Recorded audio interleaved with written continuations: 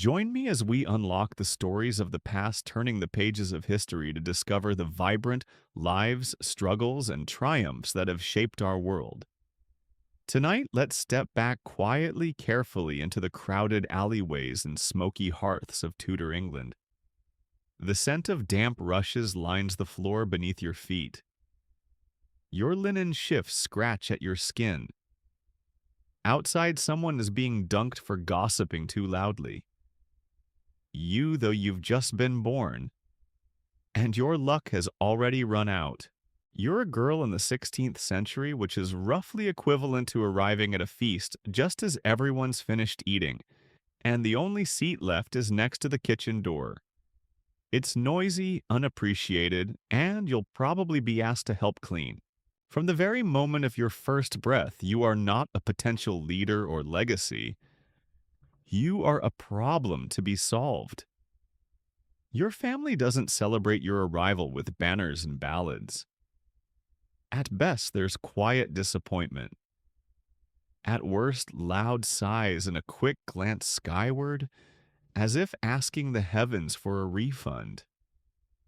One of the more polite midwives might murmur, "Next time, God willing," which is Tudor for, "Please try again for a boy." Your fate is not yours to write. It is scribbled in blunt quill by fathers and uncles, by bishops and kings. You're meant to serve, to suffer, and to smile while doing both. And let's be honest, you probably won't survive this century. Childhood diseases are swirling in every water bucket. Even teething could turn fatal if your gums swell the wrong way. There is no nursery waiting for you with lullabies or pasteboard books. No toys. No pictures of ducks.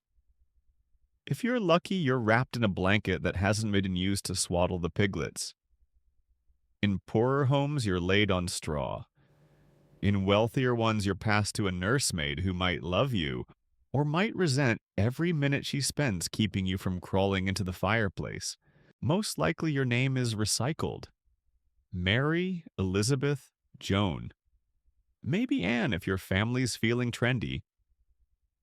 The church insists names matter, and naming after saints offers divine protection. Though frankly, no amount of saintly intervention will save you from the very unsaintly future ahead. You grow up quickly not in wisdom, but in responsibility. By age 3, you're already shadowing your mother or older sisters. You learn to keep your voice small, your hands busy, and your eyes lowered. Smiling too much means you're vain. Frowning too much means you're difficult. It's a tightrope act, and the rope is fraying. If you happen to be born into a merchant or noble family, you're not free from all this. You just have it embroidered.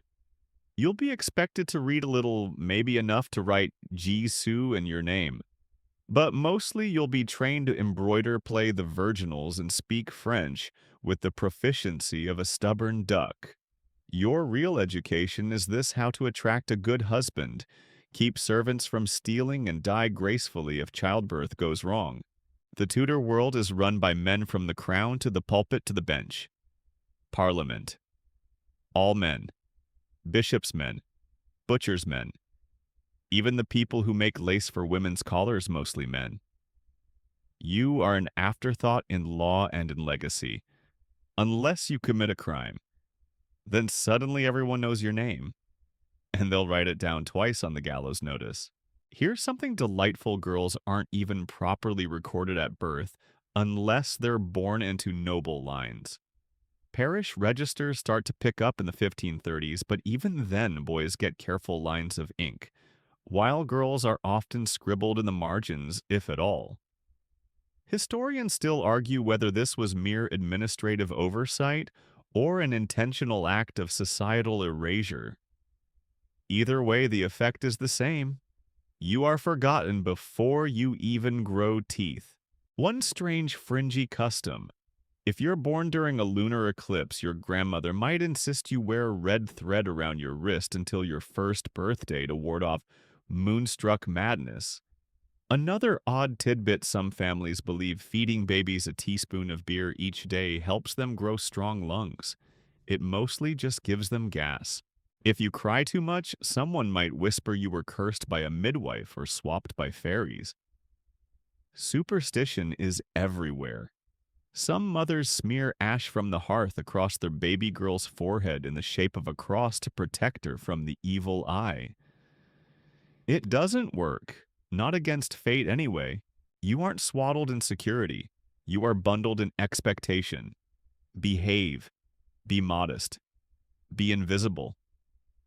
This isn't just advice, it's a survival manual. The girl who speaks too loudly might be married off faster. Or worse, not at all. That's a fate feared by all being on the shelf by age 18. Older than that and you're considered suspicious. Dangerous even. Even your innocence is suspect. If a misfortune befalls the house, a failed harvest, a fire, a sick cow, it could be because you disrespected a neighbor or laughed too freely during Lent. Suddenly everyone's staring, and you're reminded again in Tudor England, being a woman is already a risk. Being a girl with a spirit, that's practically criminal. So before you get comfortable, take a moment to like the video and subscribe, but only if you genuinely enjoy what I do here. And while you're at it, post your location and local time. I love seeing where in the world you're tuning in from. Wherever you are, I hope tonight brings you rest, comfort, and maybe a curious dream or two. And let's ease into tonight's journey together. You sit now on the edge of your low wooden bed, your fingers aching from a day spent shelling peas or scrubbing pans. You've survived infancy. That's no small feat. But you are still very much a girl, and in Tudor England, that's just the beginning of your trials.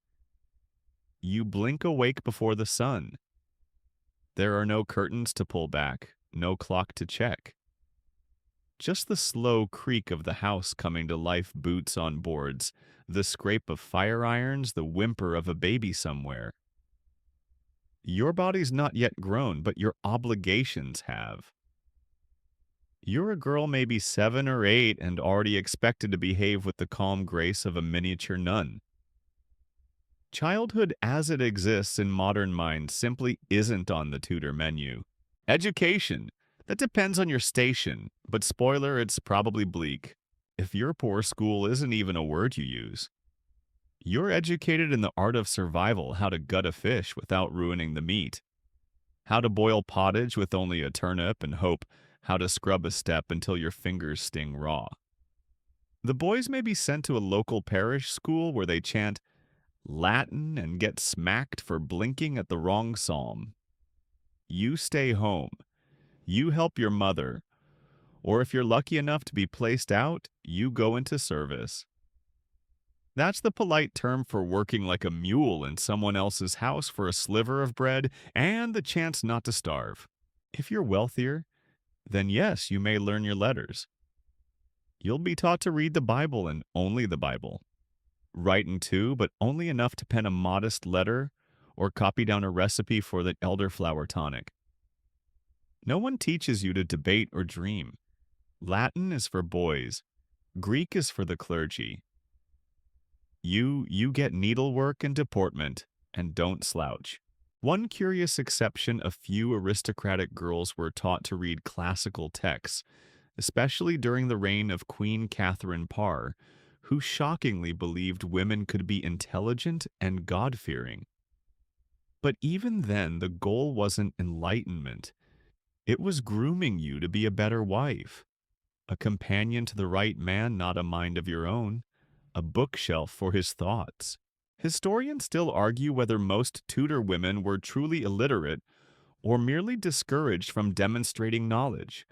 Diaries and recipe books written by women do survive, but many are scribbled anonymously or under male pseudonyms. You might know how to read, but you'd best keep quiet about it. A clever tongue is often mistaken for a sinful one.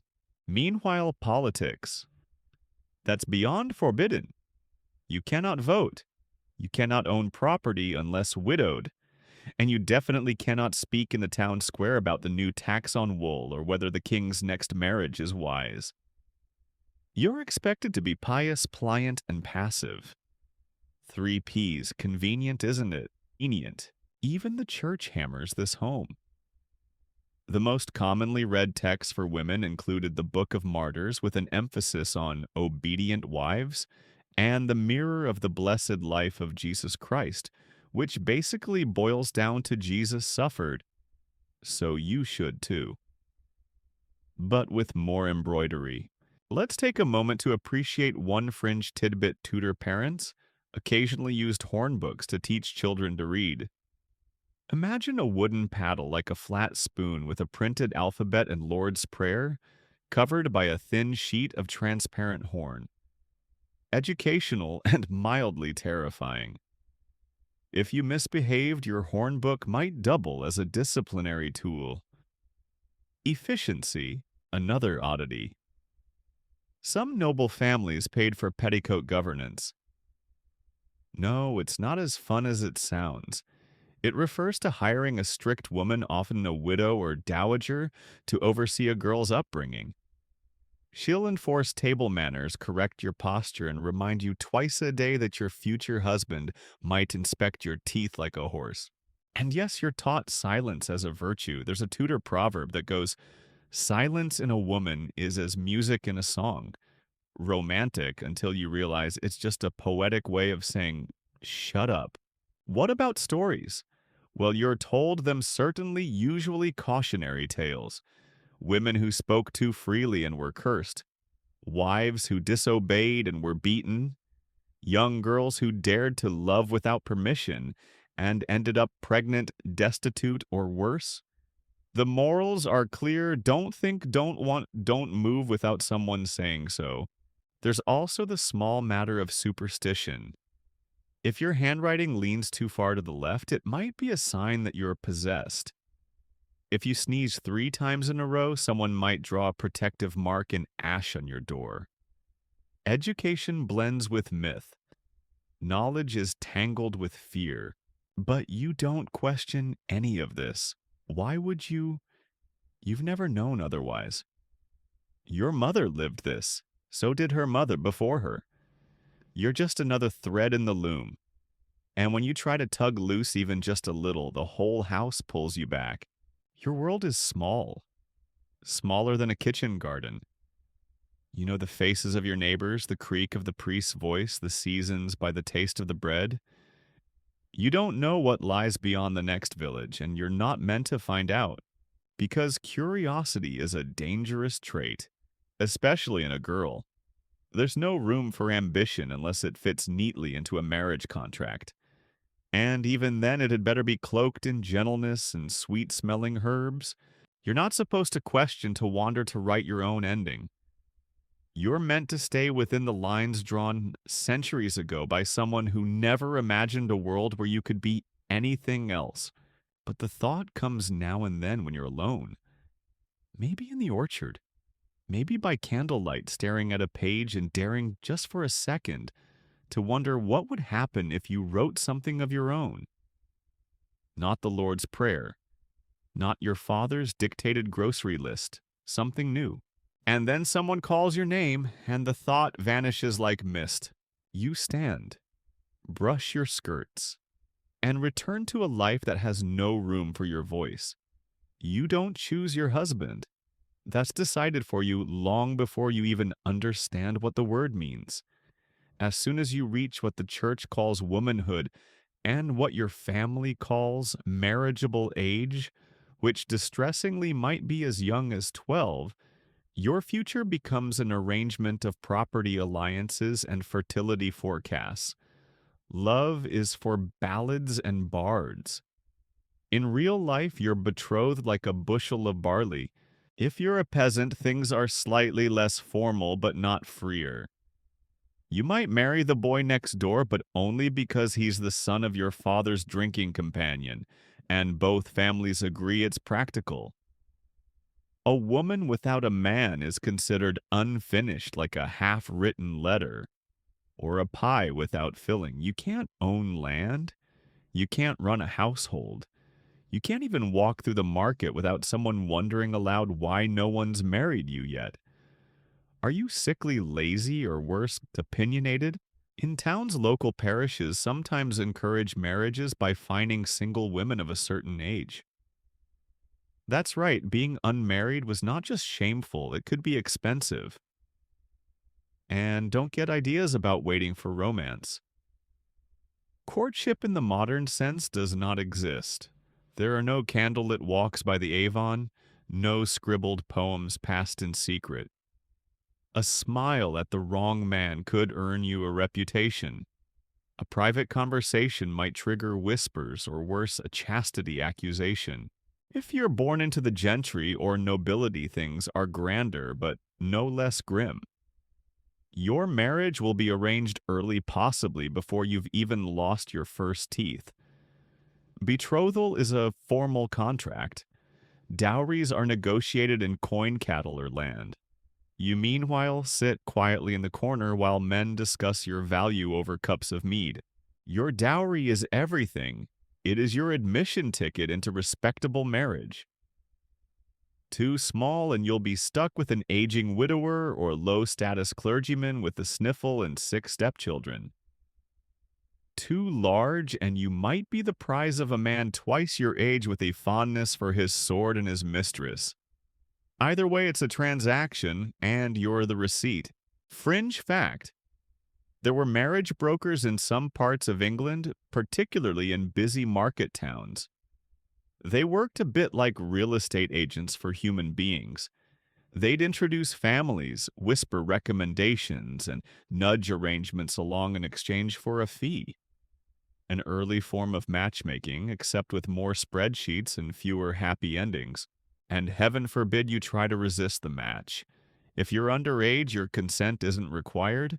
If you're of age, your no might be ignored, overridden, or punished. There are cases buried in the dusty corners of Tudor court records of women being locked in their rooms, denied food, or even threatened with convents for refusing suitors. A disobedient daughter is an embarrassment. An unmarried daughter is a burden. A rebellious daughter, that's practically a public scandal. You can try running away, but that never ends well. There's a curious case from 1573. A girl in Sussex attempted to flee her arranged marriage and was dragged home by her brother-in-law, stuffed into a sack and returned like stolen laundry. The justice of the peace fined her family for causing a disturbance. Not the sack, not the kidnapping, the disturbance. Weddings themselves are more business than bliss. You're dressed in your finest gown, often borrowed, patched, or recycled. You stand beside a man you may not know well, clutching a prayer book you probably can't read, while a priest who thinks women are the root of sin ties your futures together with words you don't fully understand. If you're lucky, he has both ears and speaks in full sentences. If not, well, at least he has a roof over his head. You might be given a coin to hold during the ceremony, symbolizing the transfer of wealth. Not yours, his.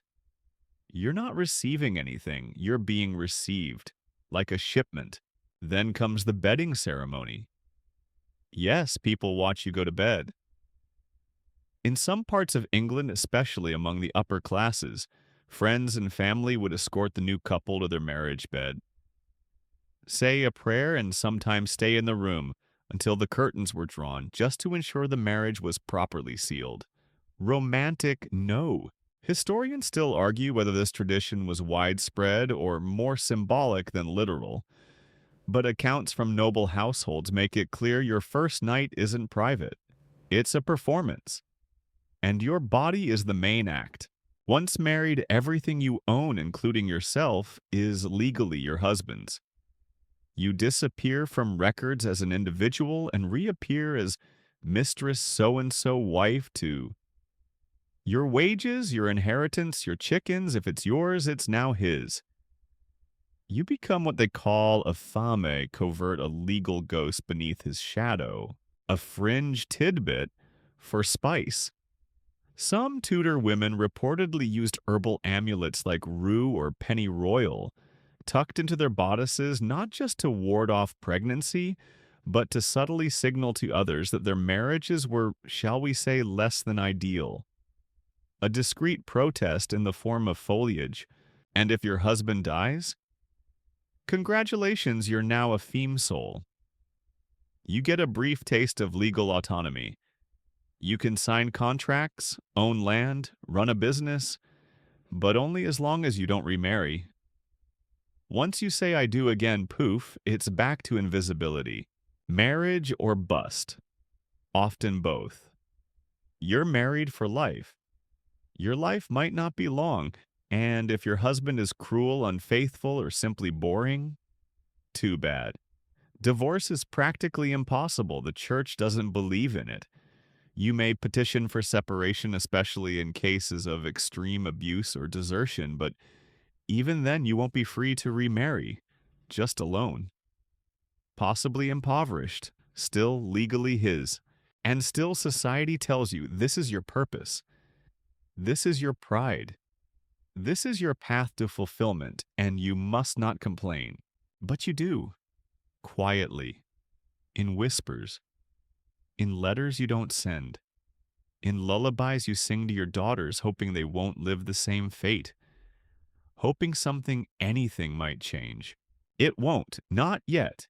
You don't own your body in Tudor England. You are a vessel, a hope chest, a womb with arms, and from the moment you're married, often even before everyone around you, is deeply, almost unnervingly invested in your reproductive schedule. Whether you're ready or not, your first missed period is met with anxious curiosity. Midwives watch your waistline like hawks. Neighbors nudge and wink. Your mother-in-law suddenly visits more often bearing boiled eggs and questions wrapped in politeness. And when you finally begin to show there's a collective exhale, finally you're performing your duty, you are now what they call in expectation. A phrase that sounds lovely and gentle, but in truth places enormous weight on your back belly and bladder. You must carry this child carefully, piously, and ideally with as little complaint as possible. Because, let's be honest, Tudor pregnancy is terrifying. There are no ultrasounds, no sanitized clinics, no painkillers, no sterile gloves. There is a midwife, a few herbs, a scattering of saints' icons on the wall, and a handful of whispered prayers. If you're lucky, your midwife has delivered dozens of babies and has the calm hands of someone who's seen everything.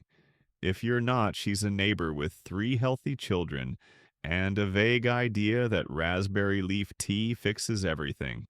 One mainstream fact, roughly 1 in 3 women in Tudor England died from complications related to childbirth. Infection, hemorrhage, and obstructed labor were common killers. Even nobles with access to the best available care often didn't survive. Queen Jane Seymour, Henry VIII's third wife, died 12 days after giving birth, and she was considered one of the lucky ones for delivering a son. Let that sink in. Success meant dying after producing a boy. The church reminds you that this suffering is your curse passed down from Eve herself. Pain in childbirth is biblical, holy, necessary. Complaining about it, that's bordering on blasphemy. So instead, you bite down on a leather strap or grip a wooden birthing stool and try not to scream too loudly. Historians still argue whether midwives were genuinely helpful medical figures or simply extensions of folk superstition. Some had training passed down from generations of practice. Others relied heavily on charms, prayers, and odd substances like powdered coral or goose fat. There are records of women being fed crushed pearls in warm ale to ease labor, a gesture that sounds luxurious until you remember you're simultaneously trying not to bleed to death. And while you're laboring, men wait outside. Husbands pace, priest mutter blessings, and neighbors hover in case the baby needs to be baptized quickly, because if it dies before that, it's considered damned. Yes, that's another pressure on your uterus' eternal salvation for someone else's soul. When the baby finally arrives, if it cries good, you cry too, but quietly, because you know what's coming next. You'll do this again, and again, and again. as many times as your body can bear and often more. Tudor women had an average of 5 to 8 pregnancies, but many bore twice that number. Miscarriages were frequent, stillbirths common, and every delivery could be your last. Fringe tidbit. It was believed that looking at ugly things during pregnancy could mark your baby with deformity. So women were told to avoid looking at toads, beggars, or the criminally hanged. Imagine navigating a public street while trying not to see anyone unpleasant for the baby's sake. There's also the matter of churching. After you give birth, you are considered ritually unclean and must not return to church until a special purification ceremony, typically 6 weeks later. It's a public reintroduction of your womanhood, as if childbirth temporarily exiles you from respectable society. You sit in the back pew until invited forward for a prayer that restores you. The priest does not ask how you're feeling, and then it's back to the routine. Feeding the baby if you're allowed. Wet nurses are common among the wealthy. Among the poor, you nurse whenever and wherever the baby cries while still chopping firewood or tending the stew. There are no nappies, no bottles, no understanding of germ theory. You wrap the baby tightly in swaddling bands and hope they stay warm and quiet. One quirky belief. It was thought that babies who sneezed often were blessed, so women would keep dried mint or pepper under the crib to encourage holy sneezes. Delightful, and occasionally terrifying if you forgot you'd put it there, and suddenly the baby exploded in sneezes at dawn, and then you're pregnant again. Perhaps just weeks after your last birth. No one asks if you want to be. No one checks if your body is healed. There's no conversation about spacing children or maternal health. You are a vessel and you must remain full. Even miscarriages come with shame. You must have eaten something wrong, walked too briskly, failed to pray with proper intent. It's your fault, of course, it always is. Grief is expected to be quiet and brief. After all, what did you lose? Just a possibility. Your identity shrinks with each pregnancy. You are not Joan or Alice or Marjorie anymore. You are mother of. The village remembers your face only by the children clinging to your skirts. And if your womb refuses to cooperate, if you cannot conceive or worse produce only daughters, you become the object of pity, prayer, or suspicion. Maybe God is punishing you. Maybe your humors are out of balance. Or maybe you've angered someone. Maybe you're a witch. But we'll get to that soon enough. For now, you're back on your feet carrying water with one hand and a toddler with the other.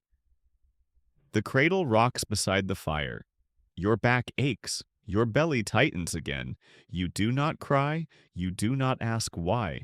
You just keep going. Because in Tudor England, a woman's womb is not just part of her body, it is her body.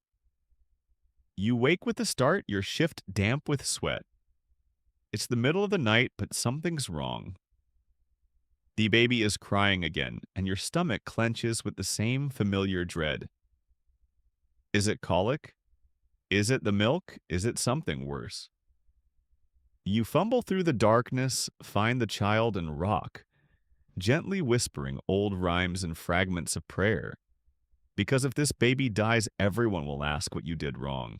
There's always something, isn't there? In Tudor England, childbirth might be your first gamble with death, but it's certainly not your last. Even if you survive the birthing bed, the dangers never stop. Fevers, infections, famine, and fires make regular visits.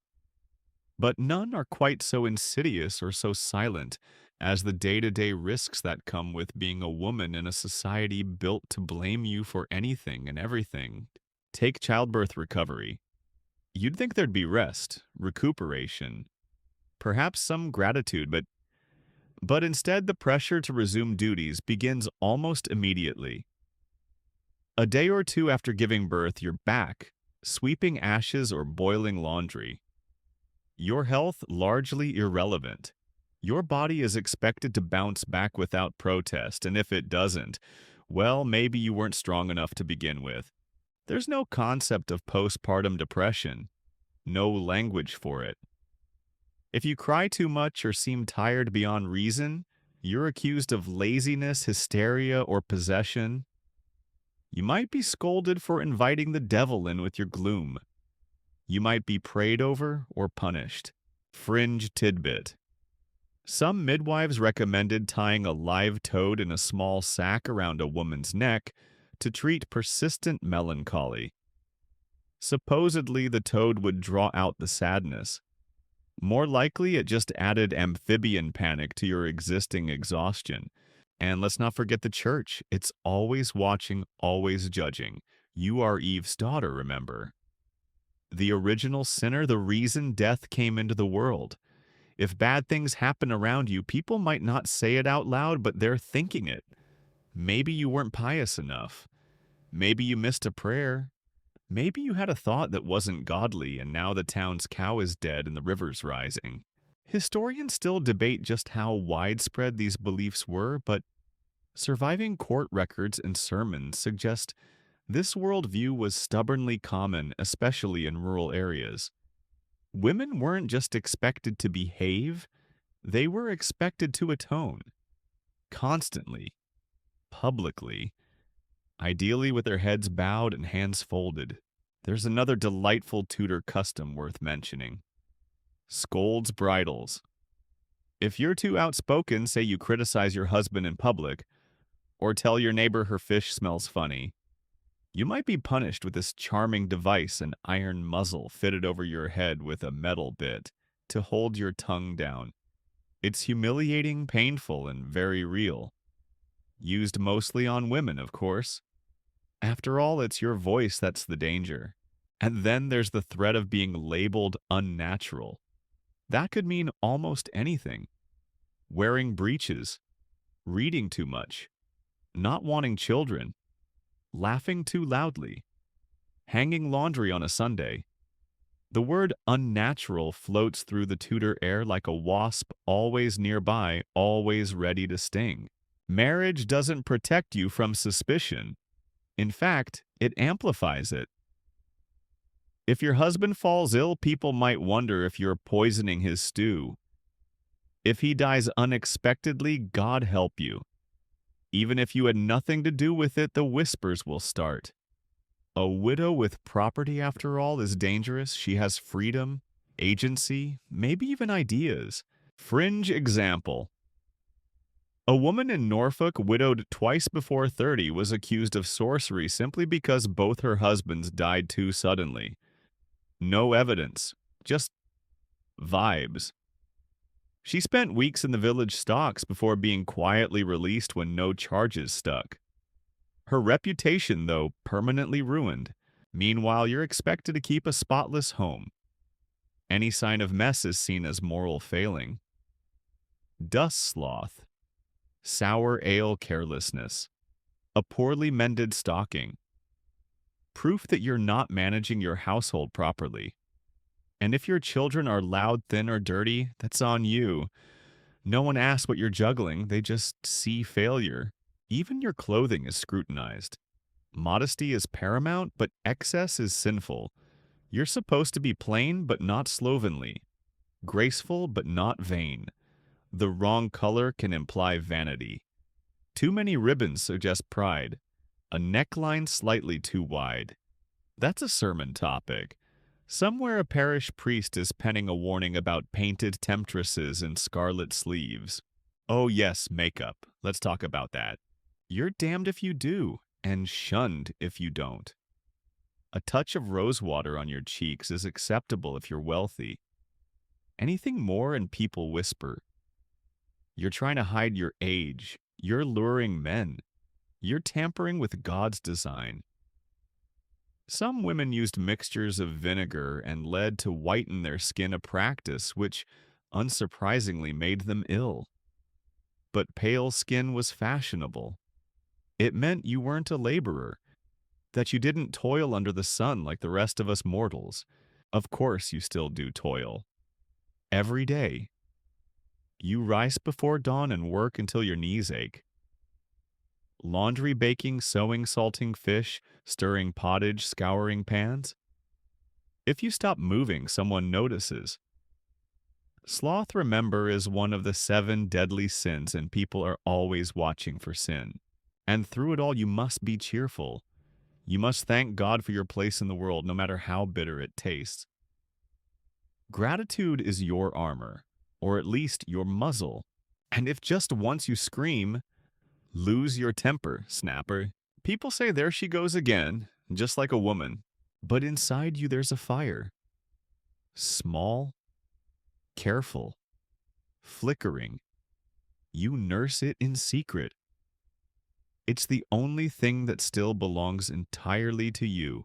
You don't speak of it, but it's there, and it matters. Sunday bells ring, echoing through the mist. You pull your shawl tighter and step out into the gray morning basket and hand prayers on your tongue. It's time for church, not because your soul needs it, but because your reputation does. In Tudor England, skipping Mass without a good excuse is dangerous. It marks you out, raises eyebrows. Whispers start like wind through dry leaves. And if you're a woman, that suspicion clings to you like soot. You walk the narrow path with other women heads, lowered eyes fixed on your shoes. Your husband might stride ahead talking business or tithes with the men. You stay quiet, proper, humble. The church says it's the way of things. Eve disobeyed. You must not. Inside the stone floor is cold beneath your shoes. You find your place behind the men, of course, and bow your head. The priest preaches fire and order. His voice echoes off the walls like judgment itself. You sit straight.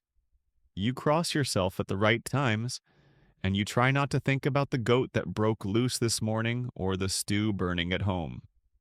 Your soul must stay tidy even if your kitchen isn't. Because the church doesn't just shape your Sundays, it shapes every hour of your life. You are told constantly that you are the weaker vessel, not just in strength but in spirit, more prone to temptation, more easily led astray. That's why women aren't allowed to preach, why you can't interpret Scripture, why your thoughts must stay quiet like candles during Lent. A mainstream historical fact: women were officially barred from becoming priests or holding any religious authority. Even nuns, those who had devoted their lives entirely to spiritual service, were subordinate to male clergy.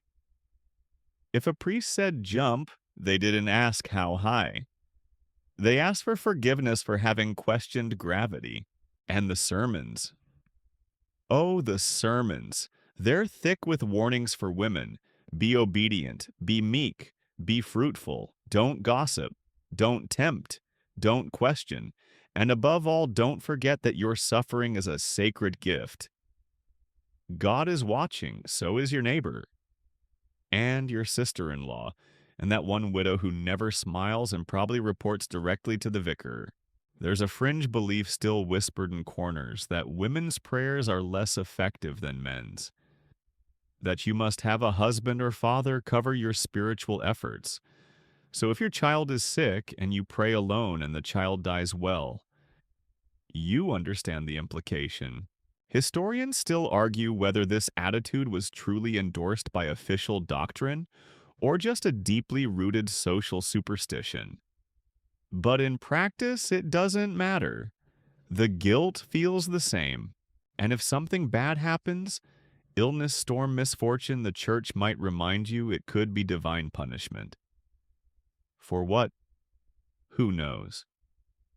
Perhaps you didn't confess sincerely enough. Perhaps your thoughts wandered. Perhaps you envied your cousin's new shoes. The list is endless. The guilt is constant. And then there's confession itself. You kneel before a man, one who's never carried a child or scrubbed blood from linen, and you tell him your sins. You say you've been impatient, jealous, tired. You say you wished your life were different, that maybe just once you hoped your husband would be sent off to war and forget to come back. You whisper these things with shame, and he tells you to say 5 Our Fathers and be grateful.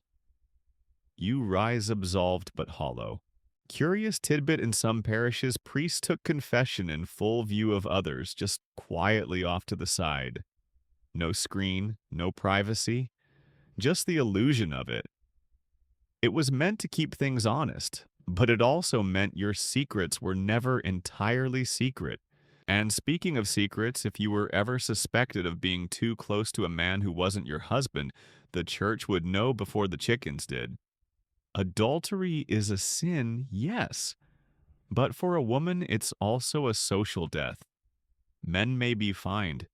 Women are paraded through the town with signs around their necks, or worse, put in the stocks with rotten food thrown at their heads.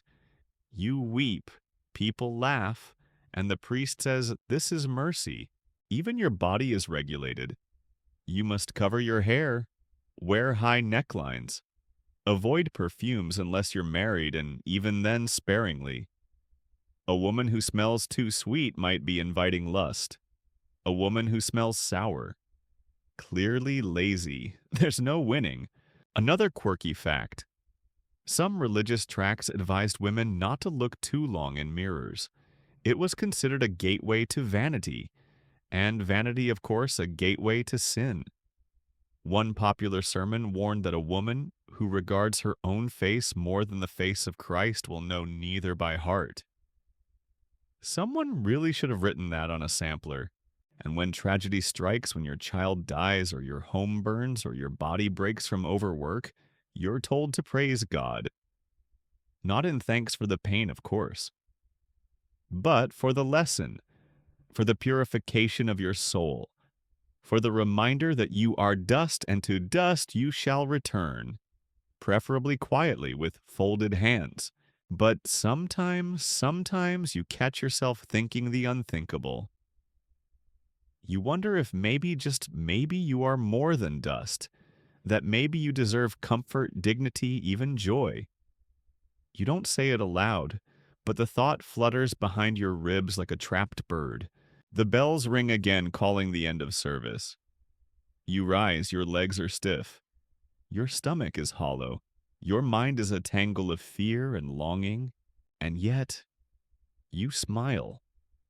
Because that's what's expected. You nod to the other women. You gather your children. You walk home. Because in Tudor England, God might forgive. But your neighbors never forget. You stir the pot. Again.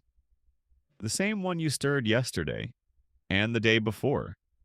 It's pottage. Of course, it's pottage because meat is expensive and vegetables are stubborn. You toss in leeks, maybe a handful of beans a bone if you're lucky. It smells fine. You're not aiming for culinary delight. You're aiming for full bellies and fewer complaints. You've already kneaded the bread, fetched the water, swept the hearth, and milked the goat, who hates you, by the way. And now, while your sleeves are damp and your feet are sore, you're preparing a meal that no one will thank you for. Because this is your job. All of it.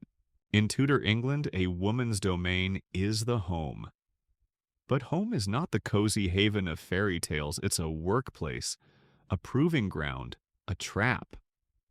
And if you're not a wife or mother, your options narrow even further into a world of servitude. If you're poor and unmarried, chances are you're in service. That means cooking meals that aren't for you, cleaning floors that never stay clean, and waking up before dawn so someone else can sleep in. You live in someone else's attic or corner room. You get Sundays off unless they need you. And if you so much as break a plate, you're scolded like a thief. A mainstream fact: domestic service was the largest employer of women in Tudor England. Thousands of girls were sent into other households as early as age 10. It was seen as practical, even honorable. Your own family might say they're proud, but really they're just relieved they have one less mouth to feed. there's little protection. No contracts, no sick days. If your mistress dislikes your tone or your face, you're out. And if your master likes your face a little too much, you're in a different kind of danger altogether. Fringe tidbit. In some cities, female servants were required to wear plain caps or aprons, identifying them as unwed and employed. It marked them as available for work. Unfortunately, some took it to mean available in other ways. Misinterpretation or convenient excuse. If you live in your own home with a husband and children, your labor doesn't lessen. You're expected to keep everything running smoothly. Food, fire, fabric, faith. You're the cook, cleaner, nurse, teacher, seamstress, and moral compass. And if anything goes wrong, sick baby, spoilt pie, spilled ale, it's on you. Always. Your husband might earn the coin, but you stretch it. Carefully. Creatively. If the bread comes out thin this week, you lie and say it's the fashion in France. If the soap runs low, you boil ash and fat and hope no one notices the smell. Waste not, want not, but also hide your mistakes. And if you're a widow or spinster, you might make your living as a laundress or alewife. But those positions come with risk. Brew too well and you're suspected of witchcraft. Take in too much laundry and you're accused of stealing from fine linens. Your very success can doom you. Let's talk about laundry for a moment. Tudor washing was brutal. You boiled water over open flames, soaked linens in lye made from ash, then pounded them clean with wooden paddles. Bleaching required urine. Yes, urine. You know what that smells like. Of course you do. You've got a bucket full of it right now. One quirky belief. Hanging laundry during a full moon was said to attract spirits.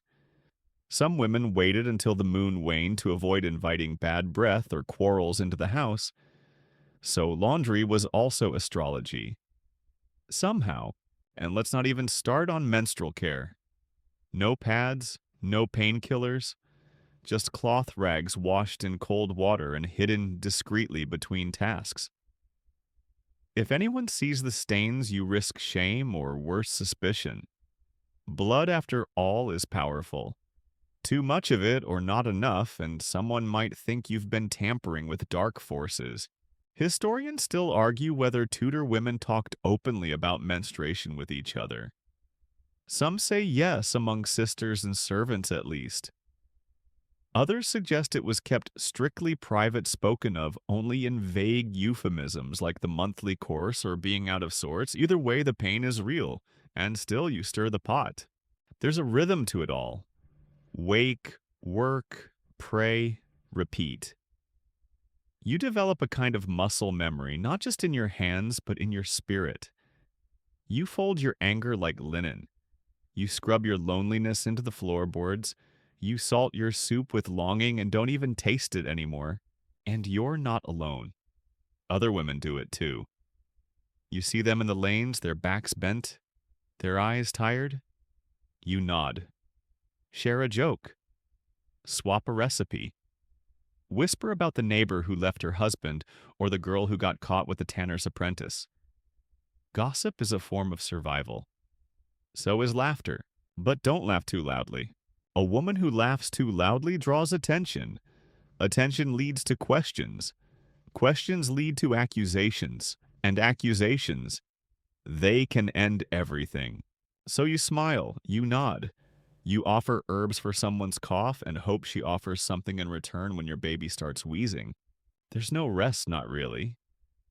But there are moments. A warm hearth, a kind word, a song hummed while you sew. The way your daughter sleeps, one hand curled near her cheek. These aren't rewards, they're pauses, breaths. Proof that you're still human in a world that often forgets it. You stir the pot one last time and set out the bowls. No one thanks you, but they eat and live and go on, and so do you. It's market day. You tie your coif tight under your chin. Slip coins into your pocket, coins your husband gave you, or maybe your employer if you're in service, and head toward the bustling square. The streets are mud-caked. The air smells like fish, wet wool, and too many people pressed together. You sidestep a pig, you dodge a cart, and you keep your eyes down. Because being a woman in public alone is always an invitation for scrutiny. And being a woman who speaks too loudly, walks too proudly, or buys the wrong thing, that's practically asking for trouble. You move quickly through the stalls, bread onions, a dried herring or two, a twist of herbs if you can spare the coin. But the eyes are always there, watching, judging. You feel them every time you raise your head. Some are amused, some are lecherous, some are hostile. All are dangerous. In Tudor England, stepping outside the lines of femininity is not just frowned upon, it can be fatal. Speak your mind. You're a shrew. Wear red, you're vain. Refuse marriage, you're unnatural. And worse, unmarried, poor, outspoken women are precisely the type who attract the wrong kind of attention from both church and crown. Because in a world obsessed with order, you're disorder incarnate. Let's talk about scolds. A scold, by Tudor definition, is a woman who talks too much, nags too freely, or disturbs the peace with her voice. That could mean anything from arguing with a neighbor to disagreeing with your husband in public. There's no equivalent word for men. A man is assertive. A woman is disruptive. The punishments vary. Public shaming is common. You might be placed in the stocks, arms and legs locked in wood, while passers-by throw cabbage or worse. If the offense is considered serious or repeated, you might be fitted with the infamous scold's bridle again, an iron muzzle locked around your head, a tongue plate shoved into your mouth to prevent speaking. The device is cold, rusted. It cuts into your tongue if you try to talk.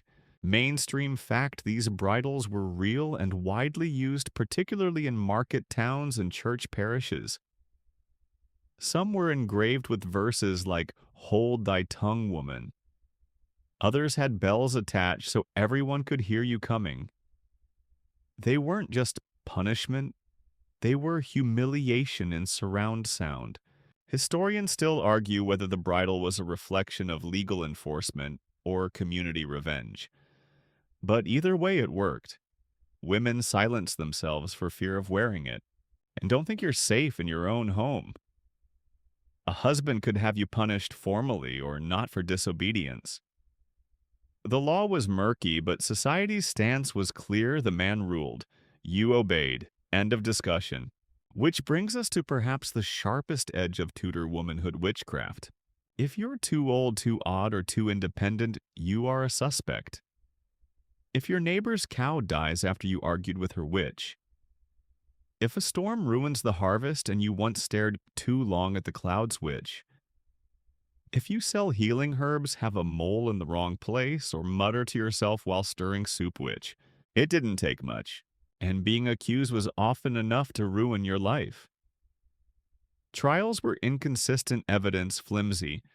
A child's dream, a dog's bark, or a birthmark on your thigh could be twisted into proof. Women were stripped, searched, pricked with needles to find the devil's mark. Any spot that didn't bleed or hurt was said to be supernatural. One fringe tidbit, there was a widespread belief that witches had imps or animal familiars, often cats, toads, or ferrets that fed on their blood. If you had a beloved black cat, that could be the final nail in your coffin. Execution wasn't guaranteed. But shame, exile, poverty. Absolutely, and if you were condemned. Hanging was the standard sentence in England. No bonfires, those were more of a continental favorite, but the rope still did its job. Silently, thoroughly, and sometimes witchcraft wasn't even needed. Just being difficult was enough. Too clever, too assertive, too visible. You learn to keep your voice soft, your opinions softer. You nod, smile, pretend, Your real thoughts are tucked behind your teeth like contraband. Even among other women, you tread carefully. There is support. Yes, a quiet sisterhood of whispered warnings and shared bread, but there is also competition for status, for husbands, for the right to not be the one whispered about next. Because everyone knows it's easier to survive when someone else is the problem. So you keep moving. You buy your onions. You don't linger. You walk home with your head down and your thoughts folded tightly inside. A strange detail: some women would carry religious trinkets in their aprons, not for faith necessarily, but as protection. A pewter cross, a saint's tooth, a shard of rosary bead, not to pray with, to be seen with, because appearance matters. You pass a man who smirks at you. You don't return it. A woman nods from across the road. You offer half a smile. Another woman doesn't meet your gaze. You keep walking. This is your world, edged like a blade, shaped by silence. You return home, bolt the door, exhale. Safe for now, but you know it won't take much. A wrong word, a wrong glance, a wrong moment. And the world will remind you again what happens to women who forget their place. You wake to the sound of chickens and gossip. The chickens you expected. The gossip that arrives without invitation, floating in through the shutters like the smell of boiled cabbage. Down in the lane, two women are whispering. Another woman's name is passed between them, hunched and hurried too sharp for morning. You catch a word that makes your chest tighten, which your hands go still in the bread dough. You listen. It's always someone. This week it's the widow who lives near the woods. Last week it was the brewer's wife whose ale turned sour.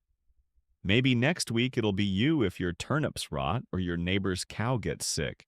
In Tudor England, there's a constant hum of suspicion, and it loves to land on women, especially older women, especially alone women, especially women who don't smile the right way, don't attend church enough, or have the gall to offer healing herbs for a bad cough without charging proper coin. The truth is, there's no safe way to be a woman here. But some ways are especially dangerous, and that includes anything that even vaguely smells like knowledge. You know how to mix marigold and rosemary to treat a fever. You know when a storm is coming because your knees ache. You help a neighbor give birth by tying twine around her belly and whispering steady words. These are old skills, useful, life-saving even. But useful women often become suspicious women, and suspicious women, they don't last long. A mainstream fact. Between the late 1400s and the 1600s, thousands of women across Europe were executed for witchcraft. England's laws weren't as fiery as on the continent. Burning wasn't standard here, but hanging was. Often after a trial based on hearsay, dreams, and fears, more than evidence. The first major English Witchcraft Act was passed in 1542 under Henry VIII, making it a capital offense. So yes, you could be executed for supposedly talking to a spirit, cursing a pig, or simply having a wart in the wrong place. You might not even know who accused you. Sometimes it was a child, sometimes a jealous neighbor, sometimes no one at all, just suspicion that built like mold behind a wall until someone finally knocked you down. Fringe tidbit. Some accused women were subjected to swimming tests.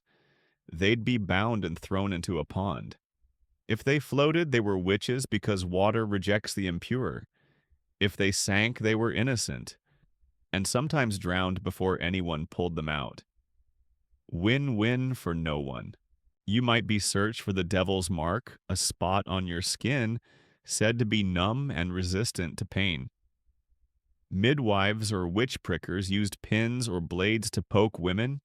Any mole scar or birthmark could be deemed evidence.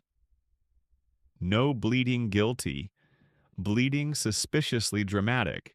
Even animals could be damning. If you keep a cat that follows you around, people say it's your familiar. If your dog whines when you cry, maybe you've bewitched it. Even a robin sitting too long on your windowsill can send rumors flying. Historians still argue whether most witchcraft accusations stemmed from genuine fear social control or just convenient scapegoating. The truth is probably a blend. But whatever the cause, the result is always the same. You are no longer a woman.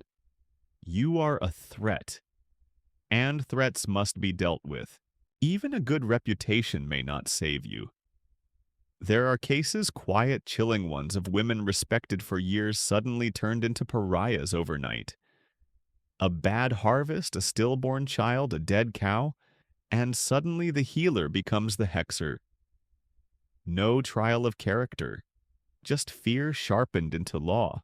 And the worst part, other women often help carry the accusations forward.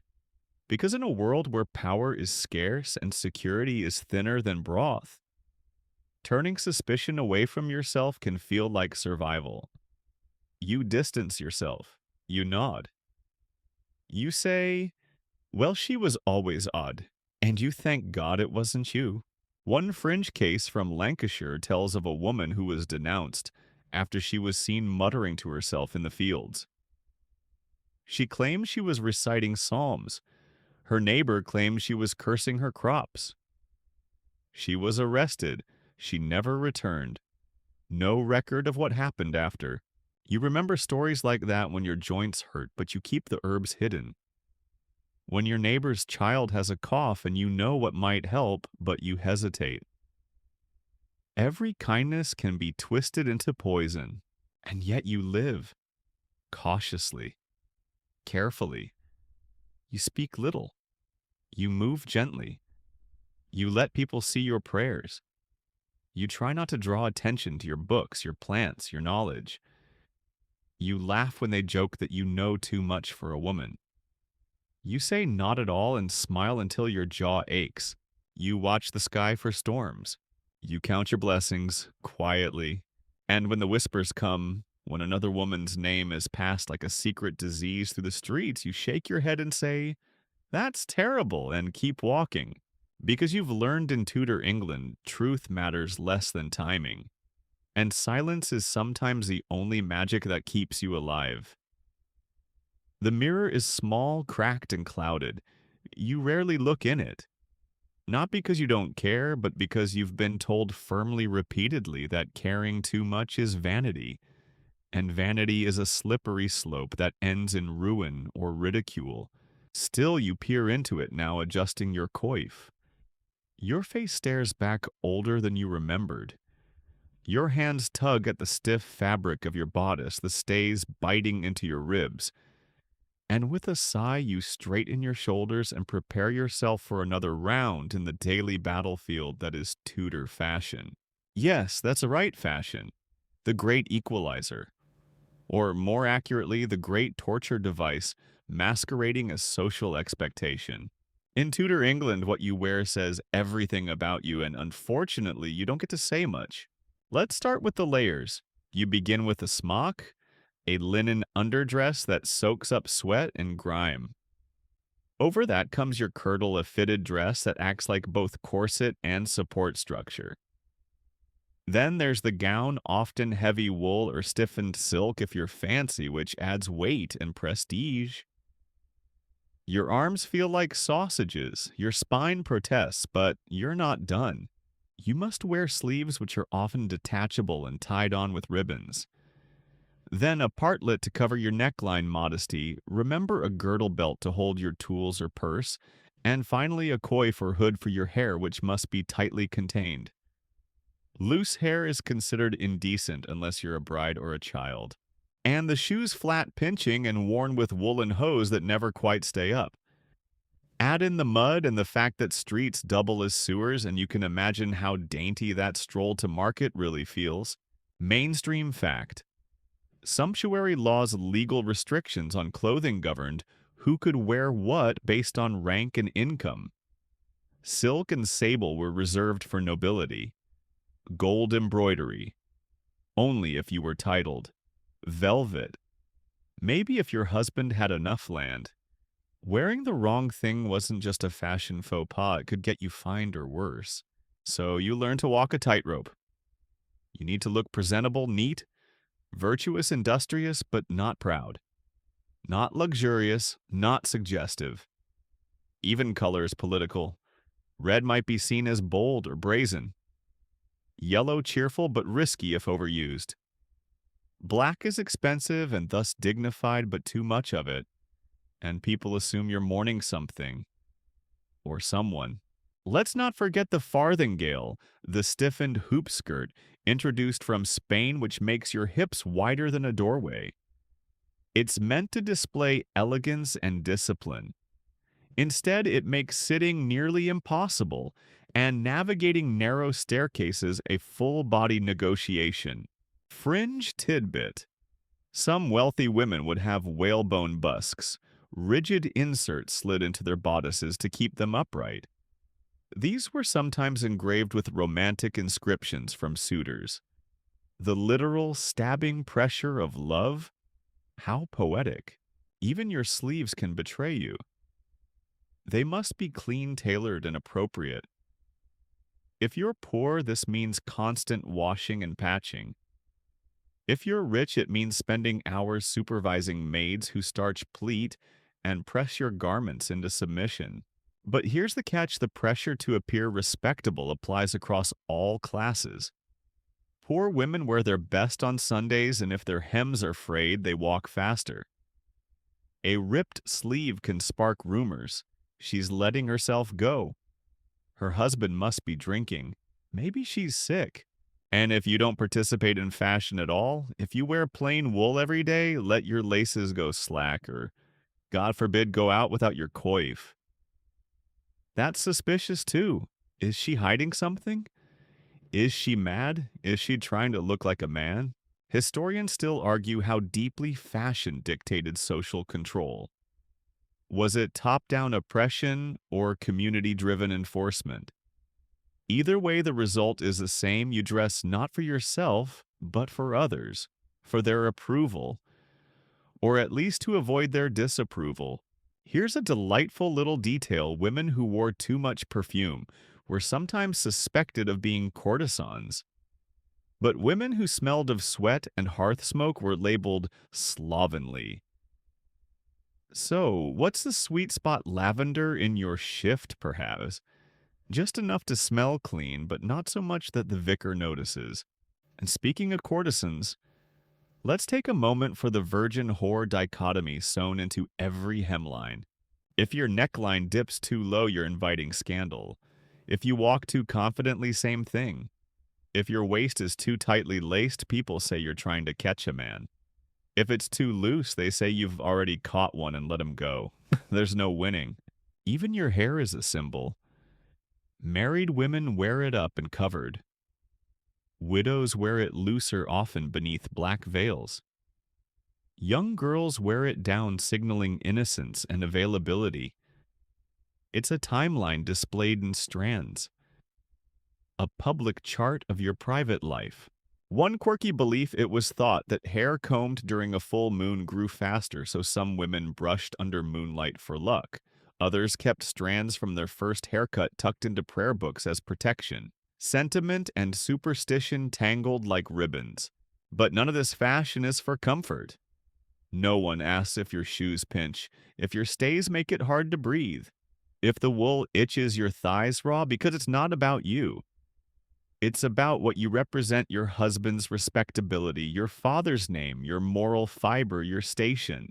So you tighten the laces, pin the coif, adjust the bodice. You go out into the world looking like someone who belongs. Even if every breath is a negotiation.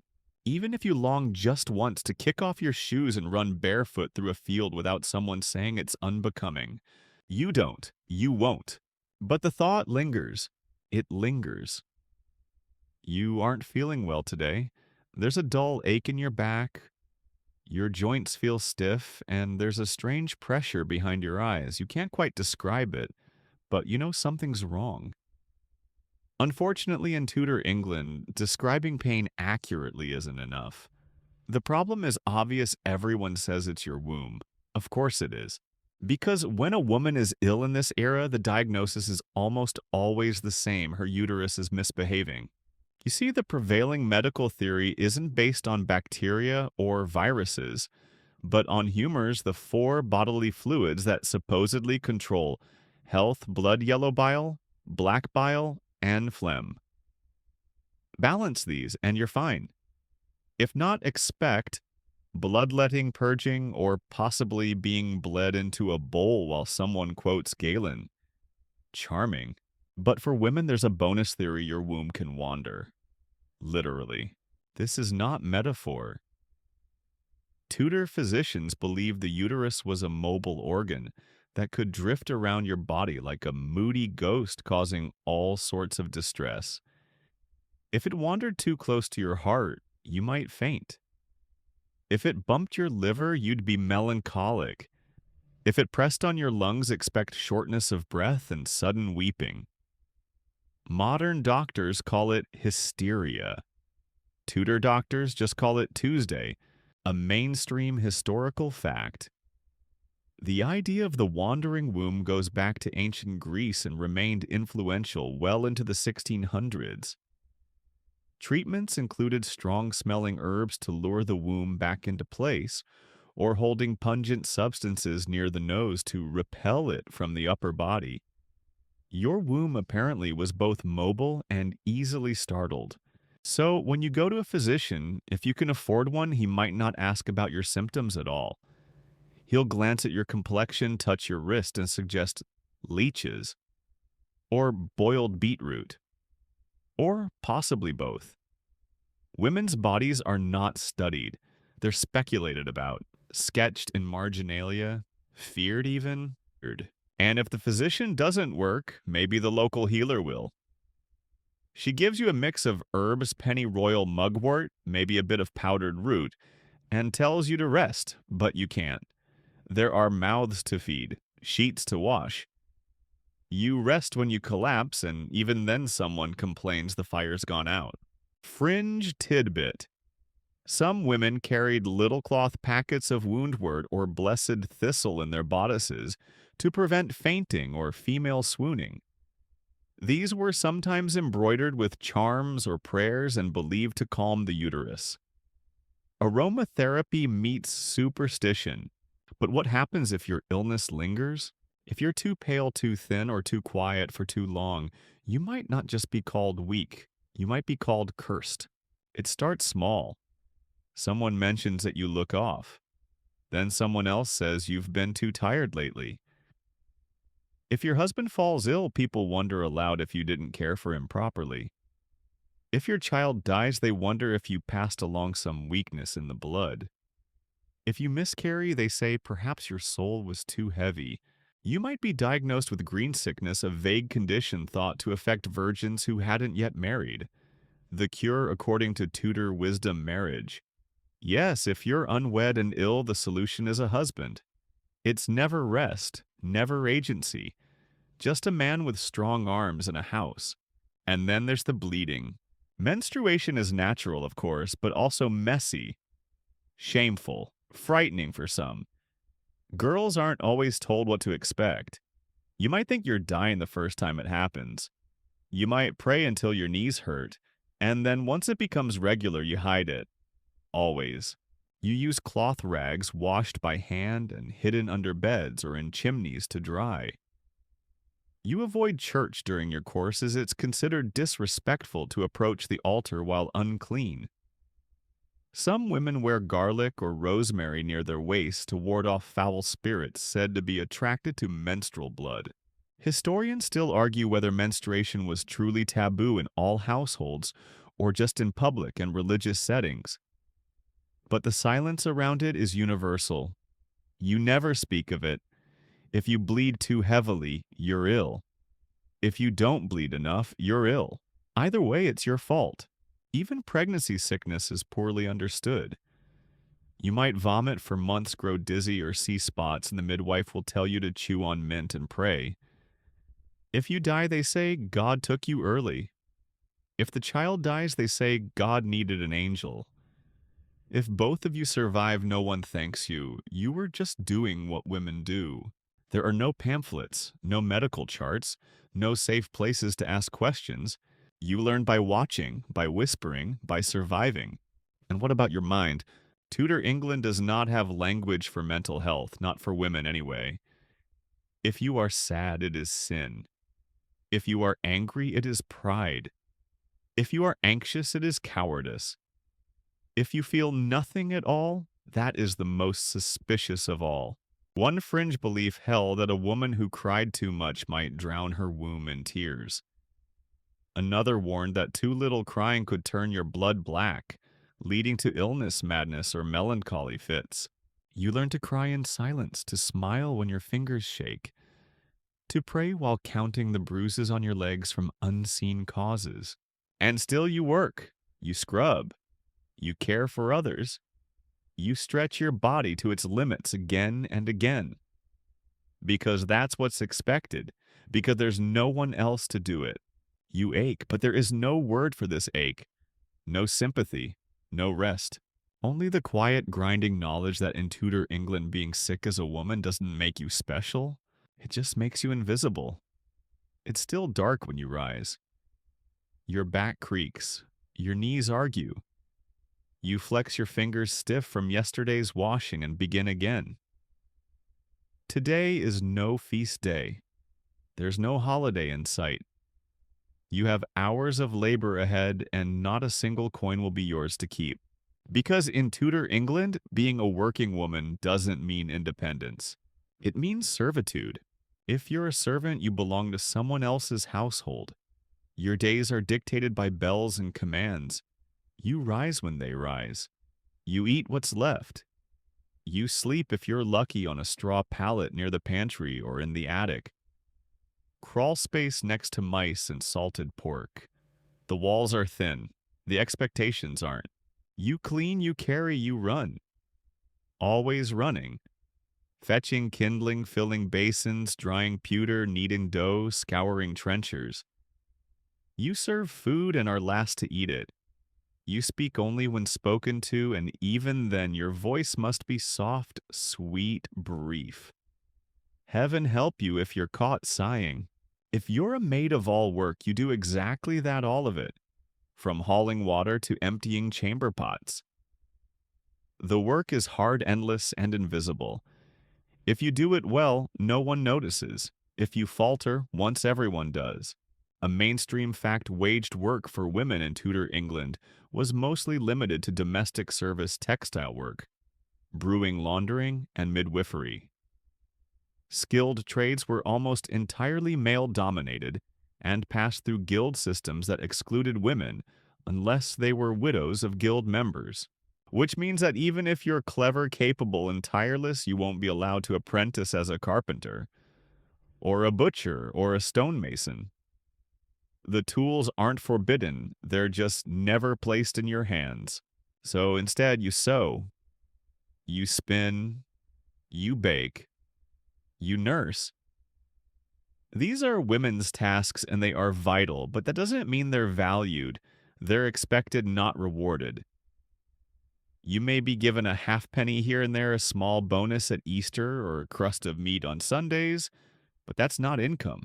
That's compliance. If you're employed as a laundress, your job is cold, wet, and thankless. You stand ankle deep in icy water, scrubbing linens with lye, beating them on stones, wringing until your shoulders ache. Blisters form. Fingernails split. Your hands never stop smelling of soap, even when your own body goes unwashed for lack of time or water. And still you keep going. Because a laundress who falls behind is a laundress who's replaced. Fringe tidbit. Some Tudor laundresses tied thin ribbons around their wrists to ward off water rot, a made-up condition that blamed excessive laundry work for fading beauty. The ribbons didn't help, of course, but they looked nice. And sometimes that was enough. Perhaps you're a brewer's wife helping run a small alehouse. You mash grain skim, foam clean barrels. Your ale is good and men come back for it. But too much success is dangerous. Women brewers called alewives were constantly accused of watering down beer, using unclean methods, or bewitching customers with their smiles. Historians still argue whether this was misogyny or market control or both. But the result was the same women were pushed out of brewing by the late 1500s as the trade became more lucrative. What began as domestic work became industrial, and when money entered, women were shoved aside. Even midwifery, once one of the few respected female professions, became suspect. If too many babies died, if a mother bled too long, if herbs failed, fingers pointed. Midwives walked a fine line between revered and reviled. One mistake and you were branded dangerous, or worse. There's another form of work, of course, sex work, which exists in every Tudor town, especially London. Brothels known as stews are sometimes officially tolerated, even taxed. But the women within them are not protected. They are used, discarded, judged. No one speaks of them in daylight, but they're never truly invisible, just condemned. One quirky belief. It was thought that sleeping with a prostitute could cure syphilis under the logic that her burning body would draw the sickness out of yours. Spoiler, it did not. But it did spread disease more quickly. Women paid the price. Always. Let's not forget widows who take in boarders, sell ribbons, bake loaves for the market. They work twice as hard for half the respect. People whisper that they're manless and unsupervised, as if earning bread is suspicious when your hands aren't guided by a husband. And what of women who work side by side with their husbands, who tend shop stalls, keep the books, help manage flocks? Their names are rarely recorded, their efforts dismissed. The business is his, though it runs on her sweat. Even among the wealthy women work. Lady of the manor. You're managing servants, overseeing harvests, brewing medicinal syrups, stitching gifts for alliances. You entertain, smile, correspond, teach. It's soft labor, but it's labor. And still they call you idle. And always your work is unpaid. Even when it saves lives, even when it feeds a family, even when it keeps the walls from crumbling and the children from freezing. You do it because you must, because no one else will. Because if you don't, everything falls apart and they still blame you. So you rise before the sun again. You lift the bucket, knead the dough, scrub the blood from the sheets. You carry the weight of your world and pretend it isn't heavy. You are tired, but no one asks. Not in this world. Not in this life. You hear the bells from the manor long before you see the rider. A wedding, they say. Some wealthy daughter wrapped in velvet marrying a man with a larger house and a bigger dowry. The whole village will hear about it. The feast might even spill beyond the gates. But you won't be invited unless it's to serve.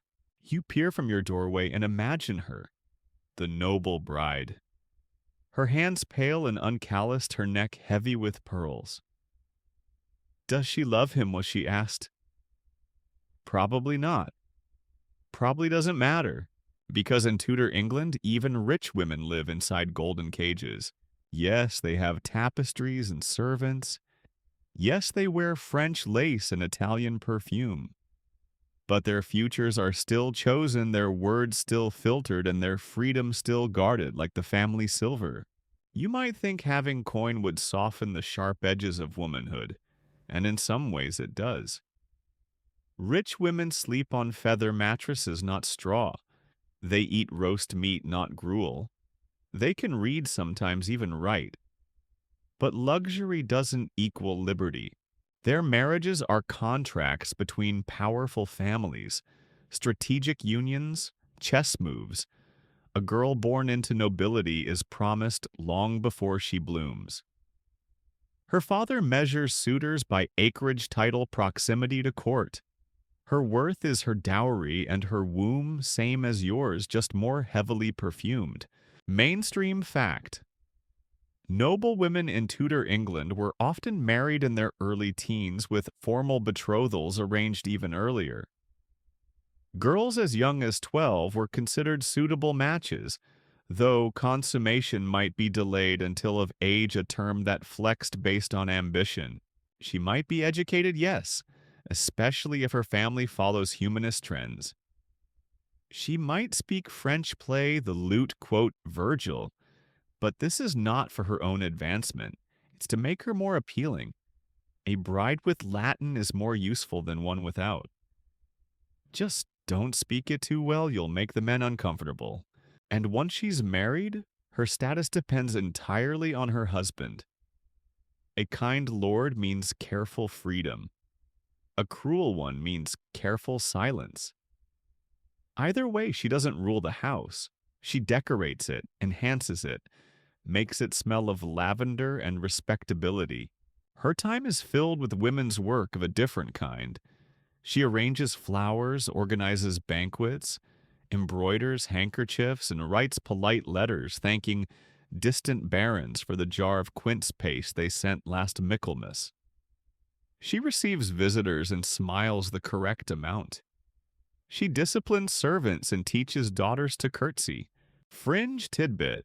Some noblewomen were so limited in their social roles that they maintained elaborate friendship books where they would exchange poems and botanical sketches with other women, essentially Tudor scrapbooking laced with desperation. And heaven forbid she falls from favor. If her husband dies, she becomes a pawn again. A young widow with land is a hot commodity, and she doesn't get to decide who comes courting. Her father does, or her brother, or the king. Sometimes rarely she might choose not to remarry, and sometimes rarer still she's allowed. But society looks at her sideways. A woman without a man is unfinished, uncontained, possibly dangerous. Even with property, she must walk carefully. And if she dares to step into politics to speak plainly, to write something controversial, the backlash is swift. Her enemies call her unnatural. Her friends call her bold in hushed tones. Her husband might send her away. Her father might stop writing. Historians still argue whether noblewomen had real influence in Tudor court politics or if their power was largely symbolic. The truth lies somewhere in between. Women like Bess of Hardwicke, Margaret Beaufort, and Anne Boleyn shape the course of events, but always through shadows, through marriage, through whispers and airs and well-timed gifts, and the court itself, a gilded cage with sharper bars. Ladies-in-waiting serve queens, but serve gossip more.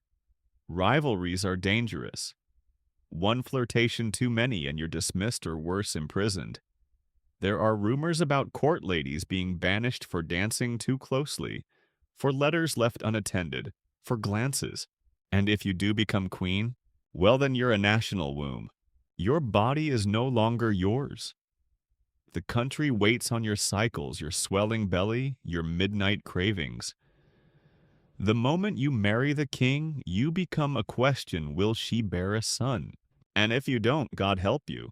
The history books are littered with queens who bled at the wrong time, who miscarried too many times, who were too plain, too proud, too Protestant, too anything. Queens who were loved until they weren't, who were crowned one day and beheaded the next. You think of Anne Boleyn dancing in French silks one week, begging for her life the next. Of Catherine Howard, barely more than a girl caught between lust and loneliness. Of Catherine Parr, who survived her husband, only to die in childbirth weeks after remarrying. A fringe practice. Some noblewomen wore charms sewn into their bodices. Silver crosses, bones of saints, small packets of consecrated herbs to protect them during childbirth or court intrigue. Faith stitched into fashion. Hope hidden in seams.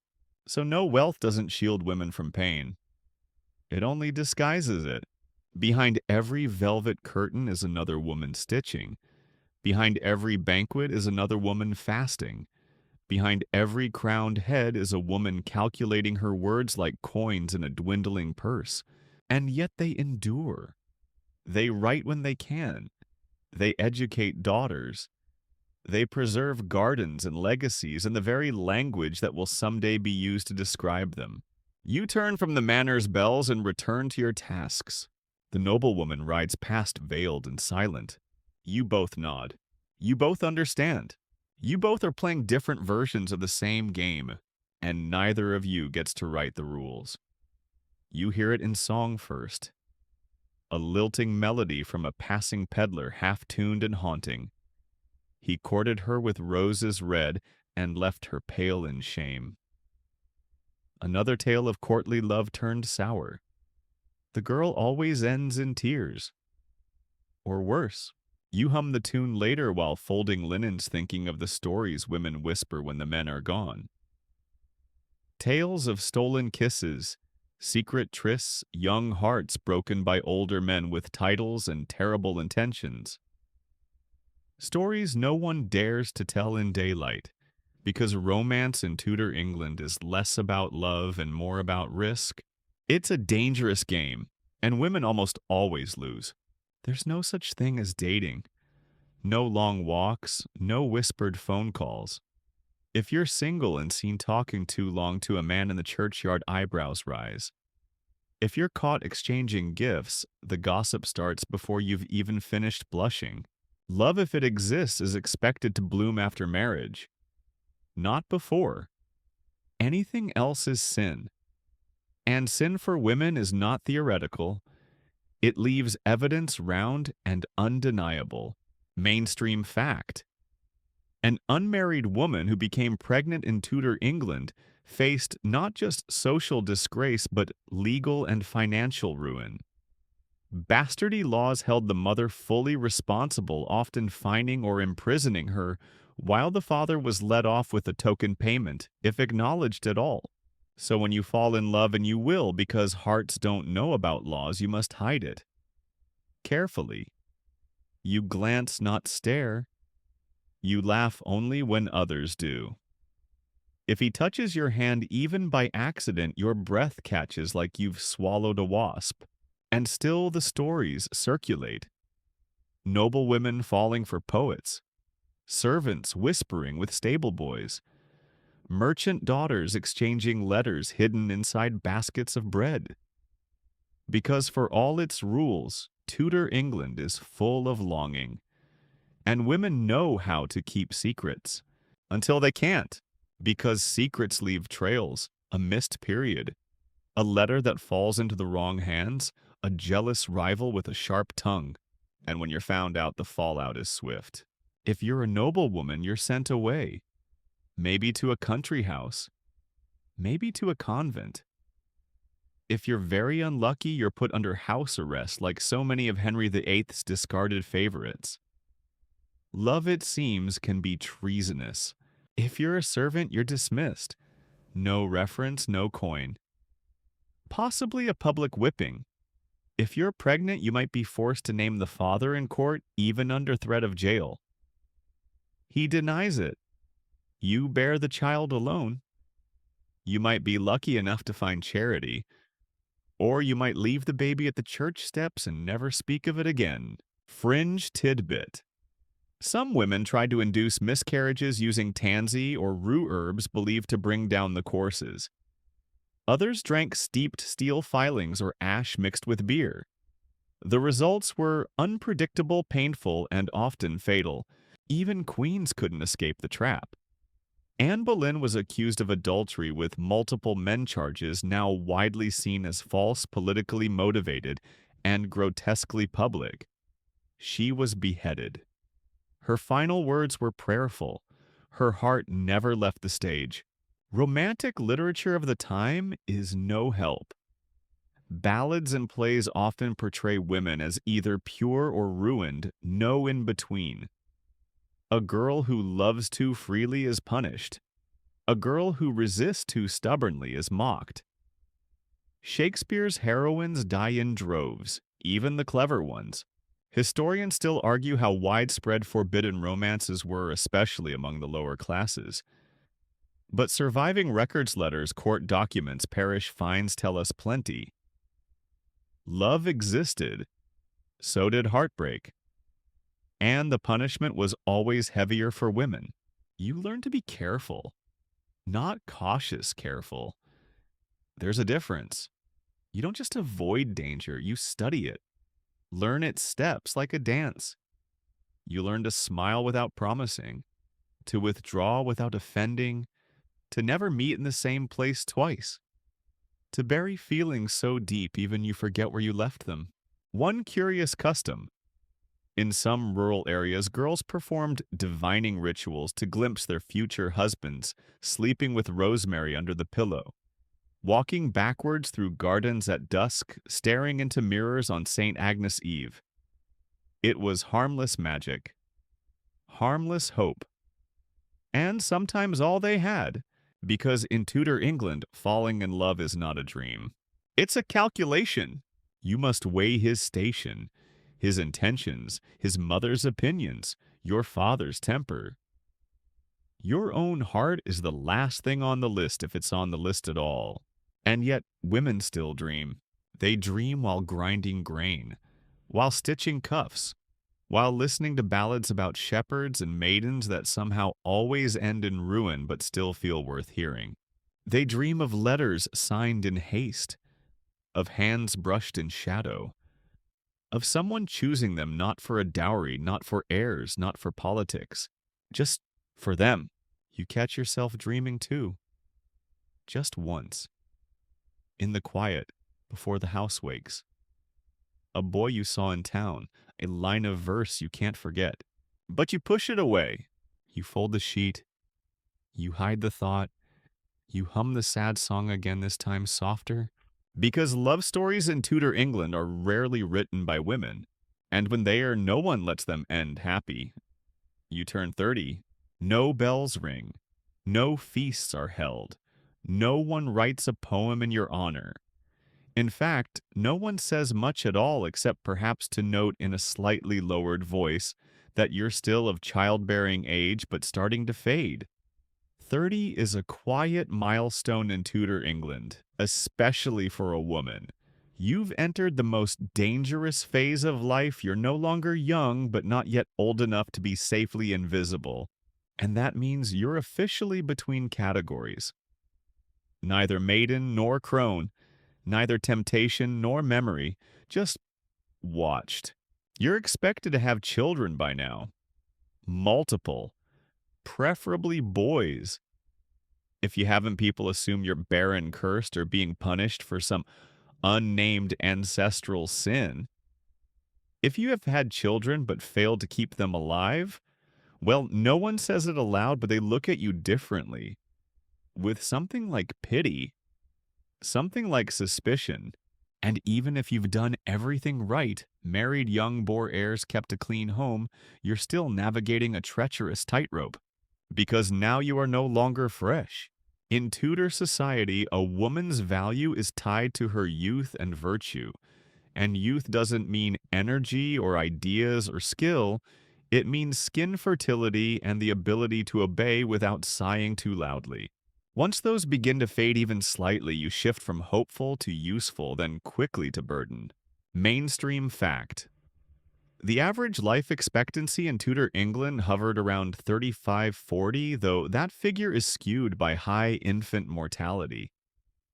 If you survived childhood and childbirth, you might live into your 50s or 60s, but society often treated women over 30 as though they were well past their prime, which is especially cruel given that many women only began to understand themselves at this age. After 2 decades of survival, you finally know what you want, what you fear, what you're willing to suffer, and yet no one is listening. You are still watched closely, but no longer admired. And admiration in Tudor England is dangerous currency. If you're widowed and don't remarry quickly, you're labeled cold, or worse, calculating. People wonder why you've chosen to remain single. What are you hiding? Are you secretly wealthy? Are you too independent? If you do remarry, they wonder why so soon. Is it about money? Lust, desperation? Either way, your motives are dissected like a frog on a schoolroom table. Fringe tidbit. Some women turned to religious celibacy not because of calling, but because it was the only socially accepted way to avoid a second marriage. A few wealthy widows funded chapels or almshouses and retreated behind veils, not out of piety but self-preservation. But let's not forget the women who were never married at all. If you're over 25 and unmarried, you become what they call a spinster. Technically, the term comes from spinning thread, a respectable trade. But socially, it becomes an insult. A woman without a man. She must be strange, or unlucky, or difficult. You're given odd jobs, odd glances, odd explanations. She keeps house for her brother. She helps with the parish records. She tends the sick. But behind closed doors, people wonder, has she been ruined? Is she barren? Is she mad? Historians still argue whether single women in Tudor society were truly marginalized or simply misunderstood. Some records suggest they lived modest, contented lives in extended households. Others show them being fined, ridiculed, even punished for minor infractions, because unmarried women were quite simply harder to control. Without a husband, you become a social puzzle. You don't fit the mold, and things that don't fit are often reshaped by force. Let's also talk about sexuality, or rather the complete and total denial of it. Desire, if you feel it, must be crushed. If you speak of it even in jest, you're dangerous. If you act on it, you're fallen. There's no language for a woman who is both virtuous and alive, no space to be both respectable and curious, so you keep it hidden.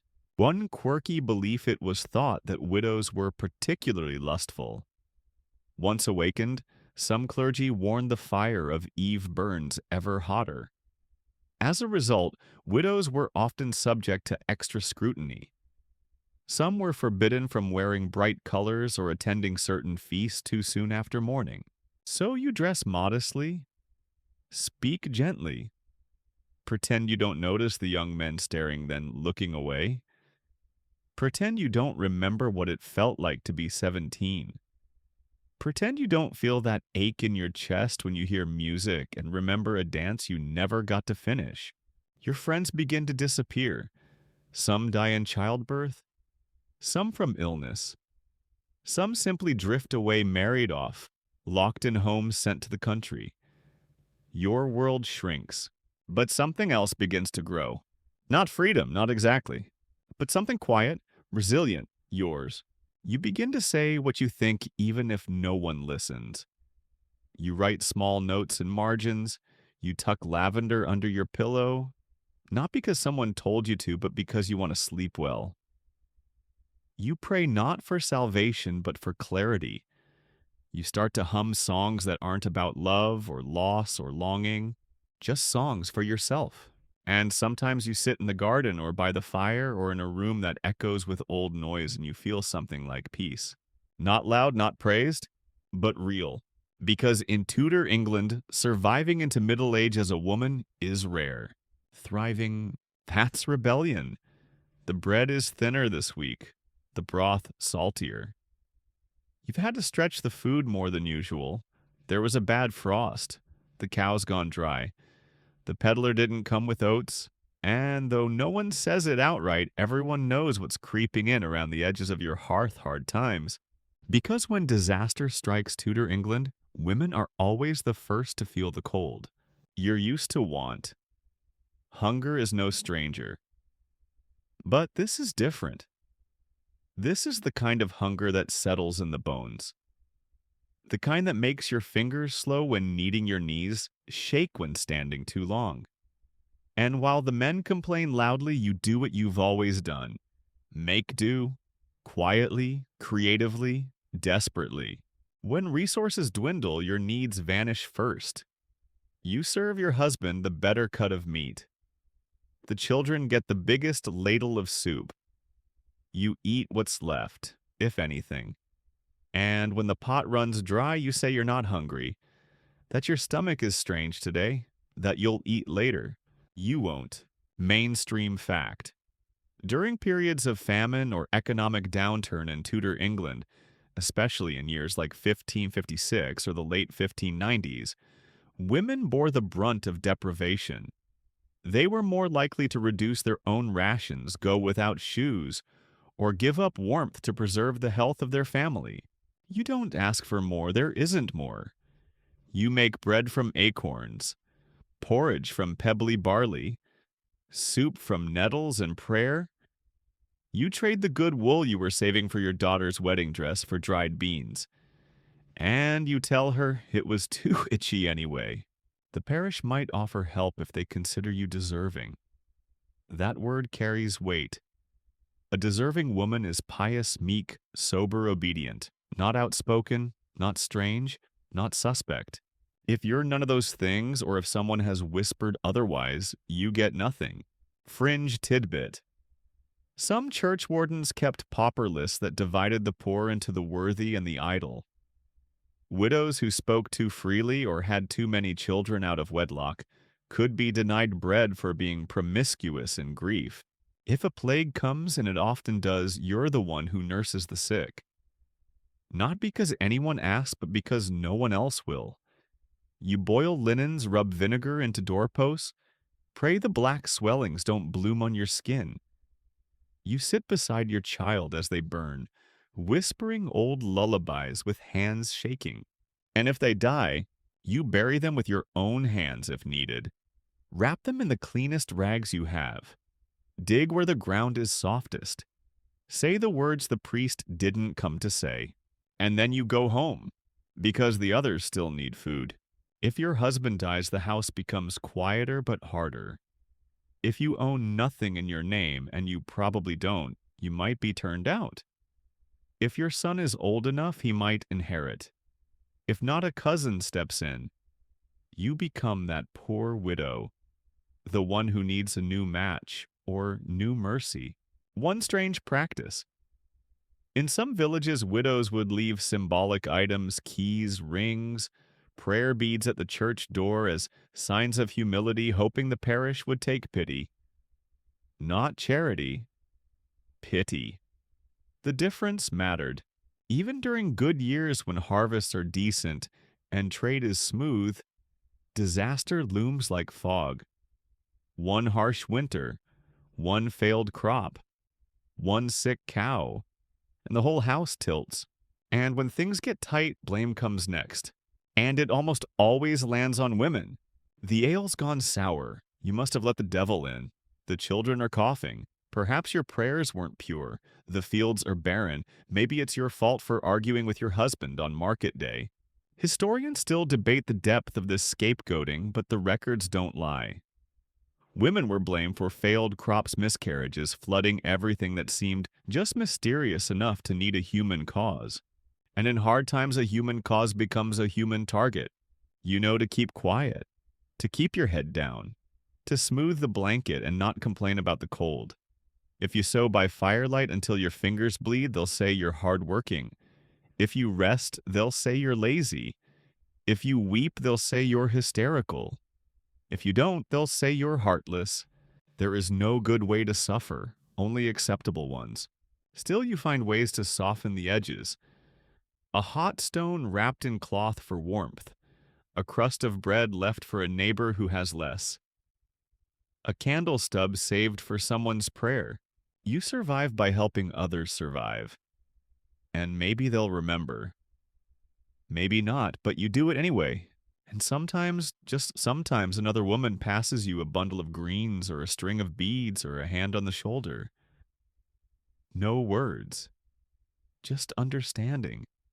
That silent thread binding women together through cold and fear, and the knowledge that no one else will care for them if they don't care for each other. In Tudor England, you don't ask for fairness. You ask only to be forgotten by fate long enough to get through winter. And maybe, just maybe, to see spring. The sun is warm today, and you almost dare to enjoy it.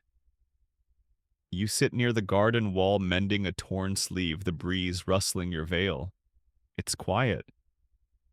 No one is calling your name or needing soup or bringing bad news. And for a moment, you imagine what it might feel like to be free. Not in the way men are free, but in your own way, rooted in earth in endurance. You think of the others, those rare women who lived on the edge of what was allowed, who dared to speak to right to question. Because even in Tudor England, some women refuse the silence. You've heard of them in whispers. Maybe from a literate cousin. Maybe from a merchant's wife with access to forbidden pages.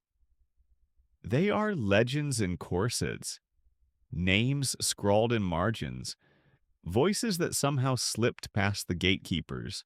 One of them is Marjorie Kempe, who lived before the Tudors but left behind a voice so loud the centuries couldn't muffle it. A mother of 14 turned mystic, she dictated what is now considered the first autobiography in English. She wept in churches, claimed visions, challenged priests. People mocked her, feared her, but they couldn't ignore her. A more recent name, Mary Sidney, sister to the famous poet Philip Sidney. She ran a literary salon, translated works from French and Latin, and wrote poetry herself under the radar, because publishing as a woman was risky. So she did it carefully, weaving her name between lines, leaving fingerprints where she wasn't supposed to leave footprints. Mainstream fact. While women were discouraged, often outright forbidden from publishing or speaking publicly in Tudor England, some still did, often under male pseudonyms or anonymously. Their works included religious texts, poetry, translations, and domestic guides, each one a tiny rebellion. Some of the boldest women weren't noble. They were pamphlet sellers, midwives, or merchants' daughters with a pen and too much time. Some stitched political satire into samplers. Others carved initials into hidden beams or wrote prayers in the margins of psalters. Their work rarely survives, not because it wasn't good, but because no one thought it mattered enough to keep. Historians still argue over how many women wrote and how many were erased. Manuscripts have been found with male names crossed out and female hands beneath. Anonymous poems attributed to husbands because who else could have written them? Even now, scholars try to reconstruct the voices that were silenced. Fringe tidbit. Some women inscribed riddles or coded messages in embroidery. One surviving Tudor pillowcase reads, "If I must mend what he doth tear, then he should earn this work I wear, clever, sharp, and stitched one thread at a time." And what about reformers or heretics, depending on who's telling the story? You've heard of Anne Askew, haven't you? A noblewoman who believed in reading the Bible for herself. She preached in her own home, debated priests, was arrested, tortured on the rack, and burned alive in 1546. She was 25. She never recanted. Her writings smuggled out or chilling in their calm courage. Or Catherine Parr, Henry VIII's last wife, a queen, a published author, a woman who survived Henry by keeping her opinions close and her writing closer. She championed education for girls. She argued theology with bishops. And she walked the edge of execution more than once. You think of these women often, in the quiet, when your hands are busy, when your mind wanders. They didn't have armies, or crowns, or laws to protect them. They had words, and they used them. And even those who didn't write still resisted. Women who hid the pregnant, who taught daughters to read in secret, who shared knowledge of herbs when priests condemned it as witchcraft, who refused to remarry, who fed the hungry when their own bowls were near empty. Each act a spark. Of course there were limits. Even brave women knew when to nod, to smile, to feign ignorance. Survival required cleverness. No heroine lives long if she can't also be careful. One curious tale, a merchant's wife in York was known for writing short verses and slipping them between pages of her husband's account books. Love poems, jokes, sometimes laments. He never found them, historians did, 400 years later. You wonder, will anyone find yours? You haven't written anything, not really, but you've left signs. A pressed flower in a prayer book. A carved symbol in the table leg. A phrase muttered to your daughter as she fell asleep, "You are more than they see." She won't understand it yet, but one day maybe. Because even if your name never makes it into a book, even if your face fades from memory, your presence lingers in the soup recipes passed down, in the songs you hummed, in the strength taught by your silences. You are the uncredited co-author of your family's survival. And you're not alone. Even now, scattered across the land, women are thinking, learning, recording. Not because they expect glory, but because someone must remember. Not just the kings and battles, but the mending, the mourning, the motherhood, the meaning. So you finish your sewing, you set the sleeve aside. You look out the window, and for the first time today, you feel seen. You've heard her name spoken in the market square, on the lips of priests carved into coins and sung in ballads: Elizabeth, the Virgin Queen, Gloriana, the mother of her people. And as you sweep your hearth or sew your child's sleeves, you might be tempted to think, just for a moment, that Elizabeth's England is also yours. It's not, because while one woman rules a kingdom, you're still scrubbing ash with your hands raw.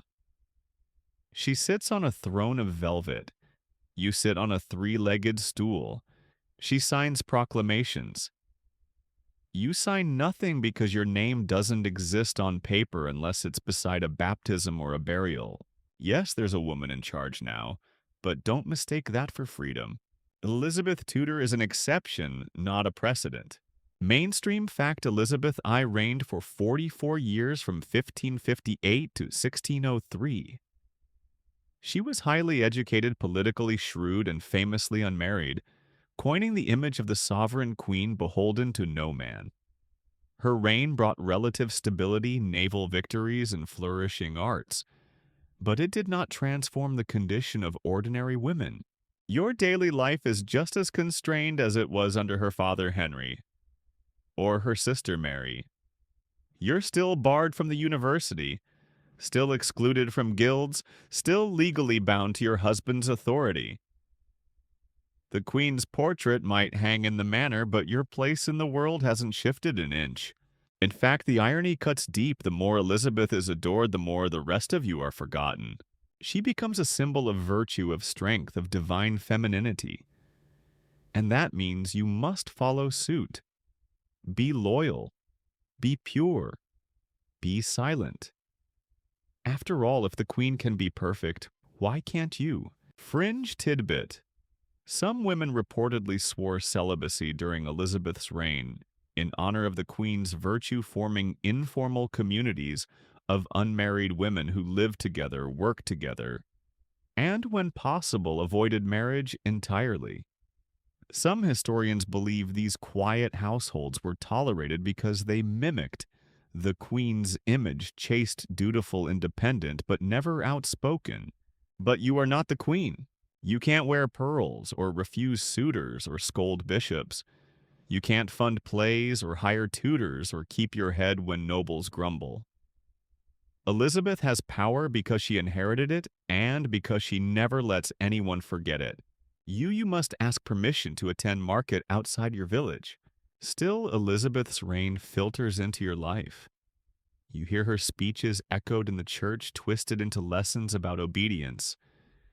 You hear of portraits showing her pale and ageless like a saint. You hear that she writes poetry, real poetry, and reads Greek and Latin. And you imagine what it must be like to speak your thoughts and not be punished for them. But even she is not untouchable. You know about the suitors, the endless parade of foreign princes, the pressure to marry, to produce an heir, to secure the realm with her womb. And she resists. For decades she resists. Historians still argue whether her choice to remain unmarried was political genius, personal defiance, or both. But the result is the same: she holds power that no other woman is allowed. And in doing so, she becomes both inspiration and weapon, because her court uses her image to scold you. If Elizabeth can be strong and modest and uncomplaining, why are you whining about back pain? Why do you need help lifting the cauldron? Why do you ask questions about wages or inheritance or the cost of bread? One woman's power becomes every other woman's burden. You look around your village. Nothing has changed. The manor still owns the fields. The parson still blames Eve. The midwife still risks accusation. The scold still gets the bridle. But there's a whisper, a new kind, not about witches or war, about possibility. A girl down the road wants to learn to read because Elizabeth reads. A widow wants to keep her land because Elizabeth never married. A merchant's daughter dares to write her thoughts in the margins of a Bible. Not rebellion, not revolution, just resistance. Quiet, steady, sewing itself into the hem of the century. Fringe curiosity. In some towns, women began naming their daughters Elizabeth in record numbers, hoping perhaps that the name carried power, or at least luck. By the end of the 16th century, Elizabeth had become the most common girl's name in England. And still you wake early. Light the fire, stir the pottage, stitch the seams. You live your life in the Queen's shadow, but not her protection. She reigns from above. You endure below. And yet you don't resent her. Not really. Because in a world where women are crushed daily, hourly, endlessly, she rose. And something in that rise reminds you, if only faintly, that your silence is not the whole story. That the small things you do writing, remembering, resisting might matter. Might grow. Even if your crown is invisible. Even if your throne is three-legged. Even if no one ever sings your name.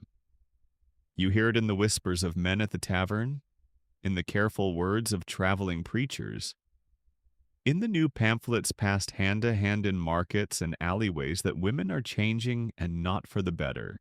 They say you ask too many questions now, that you read too much scripture, that your tongue is too quick, that you've forgotten your place. But what they really mean is you've been paying attention, because over the years between the broom sweeping and the baby rocking, you've started to see the patterns. You've stitched the puzzle pieces into the lining of your life. The sermons, the rules, the punishments, the vanishing. And you realize something strange and heavy. Historians will argue about you. They'll debate whether you were truly oppressed or just in your proper place. They'll measure your existence in dowries and grave markers. They'll cite records you never saw written by men you never met. They'll speak about you, not to you. Mainstream. Fact. For centuries, women's lives in early modern England were studied almost exclusively through male documents, legal cases, church registers, medical texts, property deeds. Only recently have scholars begun to focus more deeply on women's voices, actions and roles, piecing together a broader and more complex picture. They'll ask questions like, did women really have no power? Were they all miserable? Could they own land? Could they choose husbands? Could they read? They will discuss you. They will theorize you. They will put footnotes beside your existence. But they will never know what it was like to hide your own thoughts like contraband beneath your apron. To hold your tongue when your whole soul screamed. To bury your child with your own hands and then cook supper for the others before the sun went down. Fringe tidbit. In recent years, scholars have uncovered commonplace books kept by Tudor women. Scrapbooks of sorts filled with poems, recipes, prayers, even jokes. Many were anonymous. Many had entire pages scraped out. But the voices linger. Sometimes hesitant. Sometimes furious. Always human. And they'll say, but there were some women who rose. Of course there were. Queens, mystics, martyrs, writers. But they were not you. They were rare, studied, preserved. You were common. You were the cloth between gold threads. You were the reason food arrived on the table, that clothes were mended, that prayers were said for others who had no time to speak. You were the world's spine, and the world never wrote it down. Historians still argue whether women like you had agency. A complicated word that. It means power. It means choice. But it also means someone else gets to define what counts as meaningful. They'll say women's roles were domestic, as if that ends the conversation. They'll say, but some women owned property, and ignore that they had to be widowed first. They'll ask, did women support the patriarchy as if survival were a vote? And even now, some will insist that you were happy, that you found fulfillment in your place. That submission was sacred, that you never wanted more. You almost laugh. Wanting more wasn't safe, but it was there. In your daughter's careful questions. In your sister's late-night stories. In the way your hands paused just for a moment over the last word in the Bible verse before closing the book and pretending you couldn't read it. A curious fragment survives in one woman's will. A linen maker from Norwich. She left behind a note tucked between ledgers reading, "Let the girl have the stool. She's the only one who ever asked why." Simple. Quiet. Sharp. You wonder if your own thoughts will survive. Not in ink, perhaps, but in habit, in lullaby, in the ways your daughter buttons her sleeves, in how she looks at the stars and doesn't lower her eyes. Because this is how women's stories have always survived, not in the books men wrote, but in the lives women lived. The ones built around breath and blood and bone. The stories folded into recipes whispered over cradles, scribbled under stair treads. The stories historians will always almost find then argue about endlessly. One says you were free. One says you were trapped. The truth lives somewhere in the bread you baked without praise. In the prayers you whispered when the candles had all burned down. They will never fully know you. But still they'll keep trying. Because even if the world forgot your name, you were never forgettable. The ledger closes. Your name isn't in it. There's no painting of your face. No brass plaque near the chapel door. No sonnet, no statue, no fine script to mark your years. You were born, you worked, you wept, you waited, you endured, and then you vanished. Just like so many other women before you. But in the village records there's a line, wife of Thomas, or maybe widow age uncertain. Perhaps just mother of 5. Your identity folded into someone else's. Your life measured in relation, not in self. This is the last truth of being a woman in Tudor England. You die, and even in death, you're not your own. Mainstream fact. Most women in 16th century England were buried without personal markers. If their families had means, their husbands' names might be recorded. But countless women were laid in unmarked graves, their identities lost within decades, sometimes sooner. Church records often preserved only first names or no names at all. Your body is wrapped in a simple shroud. The village priest mutters the familiar words. Your daughters stand a few paces back, heads bowed. Your husband, if he's still alive, looks solemn, but mostly he's wondering about the cost of candles. No one speaks of your humor or your skill with herbs or the way you hummed when scrubbing pots. No one recalls how you braided your child's hair differently after her fever, or how you stitched the hem of your cousin's wedding dress after everyone else had gone to bed. These things die with you, unless they don't, because there's something that lingers, not in pages, not in pews, but in practice, in habit, in repetition, the recipe you pass to your daughter, the one she'll pass again. The lullaby your granddaughter will hum without knowing why it calms her. The way a young girl in your village ties her apron like you did not, because she remembers you, but because her mother told her once. This is how we do it. Fringe tidbit. In one English parish, a scribe in the 1570s recorded a list of common women's sayings, snippets of folk wisdom, health remedies, weather signs, and jokes. Many had no known source. He simply wrote as told by the old wives. Anonymous, yes, but still. Preserved. You become that. A phrase in someone's mouth, a habit in someone's hands, a shadow that never left the room completely. And though the records will say nothing of what you believed you did believe, maybe in God, maybe in seasons, maybe in the simple faith that your work unseen, unpaid, unpraised was not meaningless. And you were right. Historians will sift through bones and wills and marginalia. They'll name the queens and the courtesans, the mystics and the rebels. But it's you they're trying to find.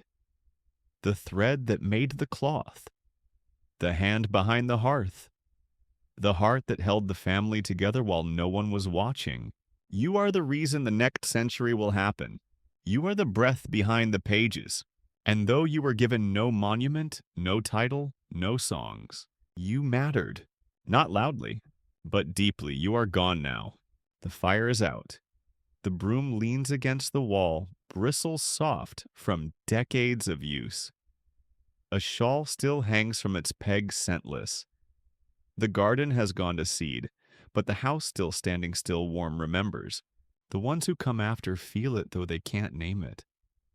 Away the floorboards creak near the hearth, the places in the walls where hands wore the paint thin.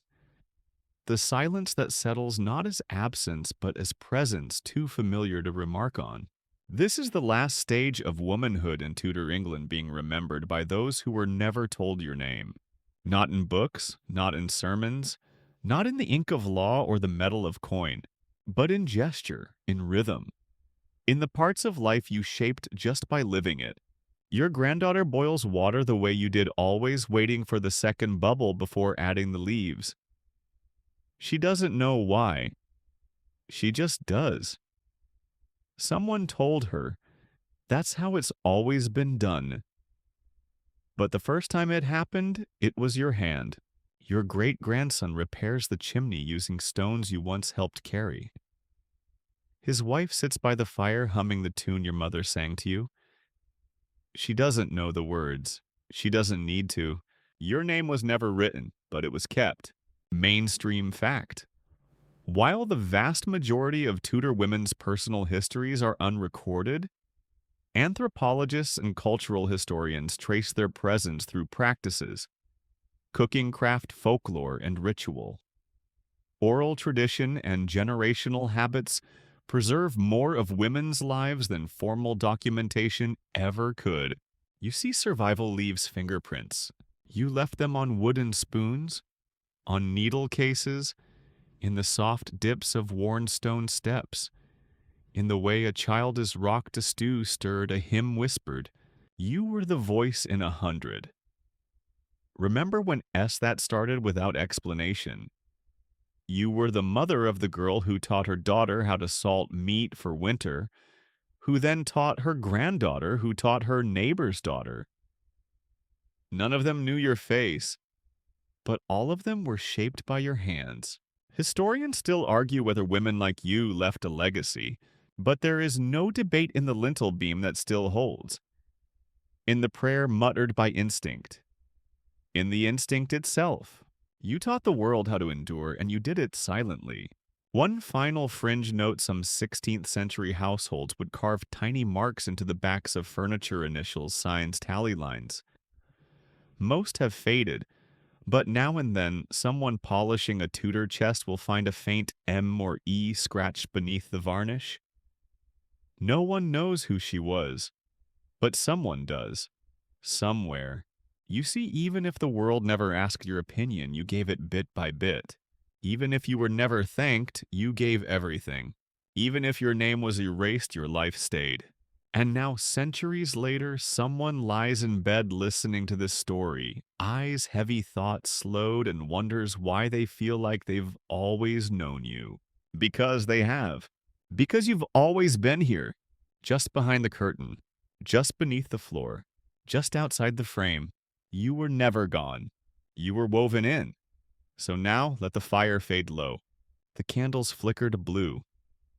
The footsteps outside your door grow fewer, quieter. The world is settling, and you at last can rest. Your breath slows. Your hands unclench. No hearth to sweep, no child to hush, no pot to stir. Only the hush of the room and the gentle pull of sleep like the tide smoothing sand. You've walked through centuries tonight, not as a queen or a warrior or a name in a gilded book, but as the kind of woman who made all of that possible. The kind of woman who never asked to be praised, just not to be forgotten. And now you've been remembered. You've been heard. Let your thoughts soften. Let your muscles forget. There's no more mending, no more waiting, no more pretending not to be tired. The world outside keeps spinning, but you don't have to follow it now. You've done enough. You were enough. Tonight, let every unheard prayer and every unmarked grave find quiet peace. Let the echoes of old kitchens and worn shoes and tired lullabies hum gently in the dark. Let the stories continue not in books, but in breath. Because you mattered. In bread, in blood, in silence. Sleep now. I'll be here with another story for you tomorrow night.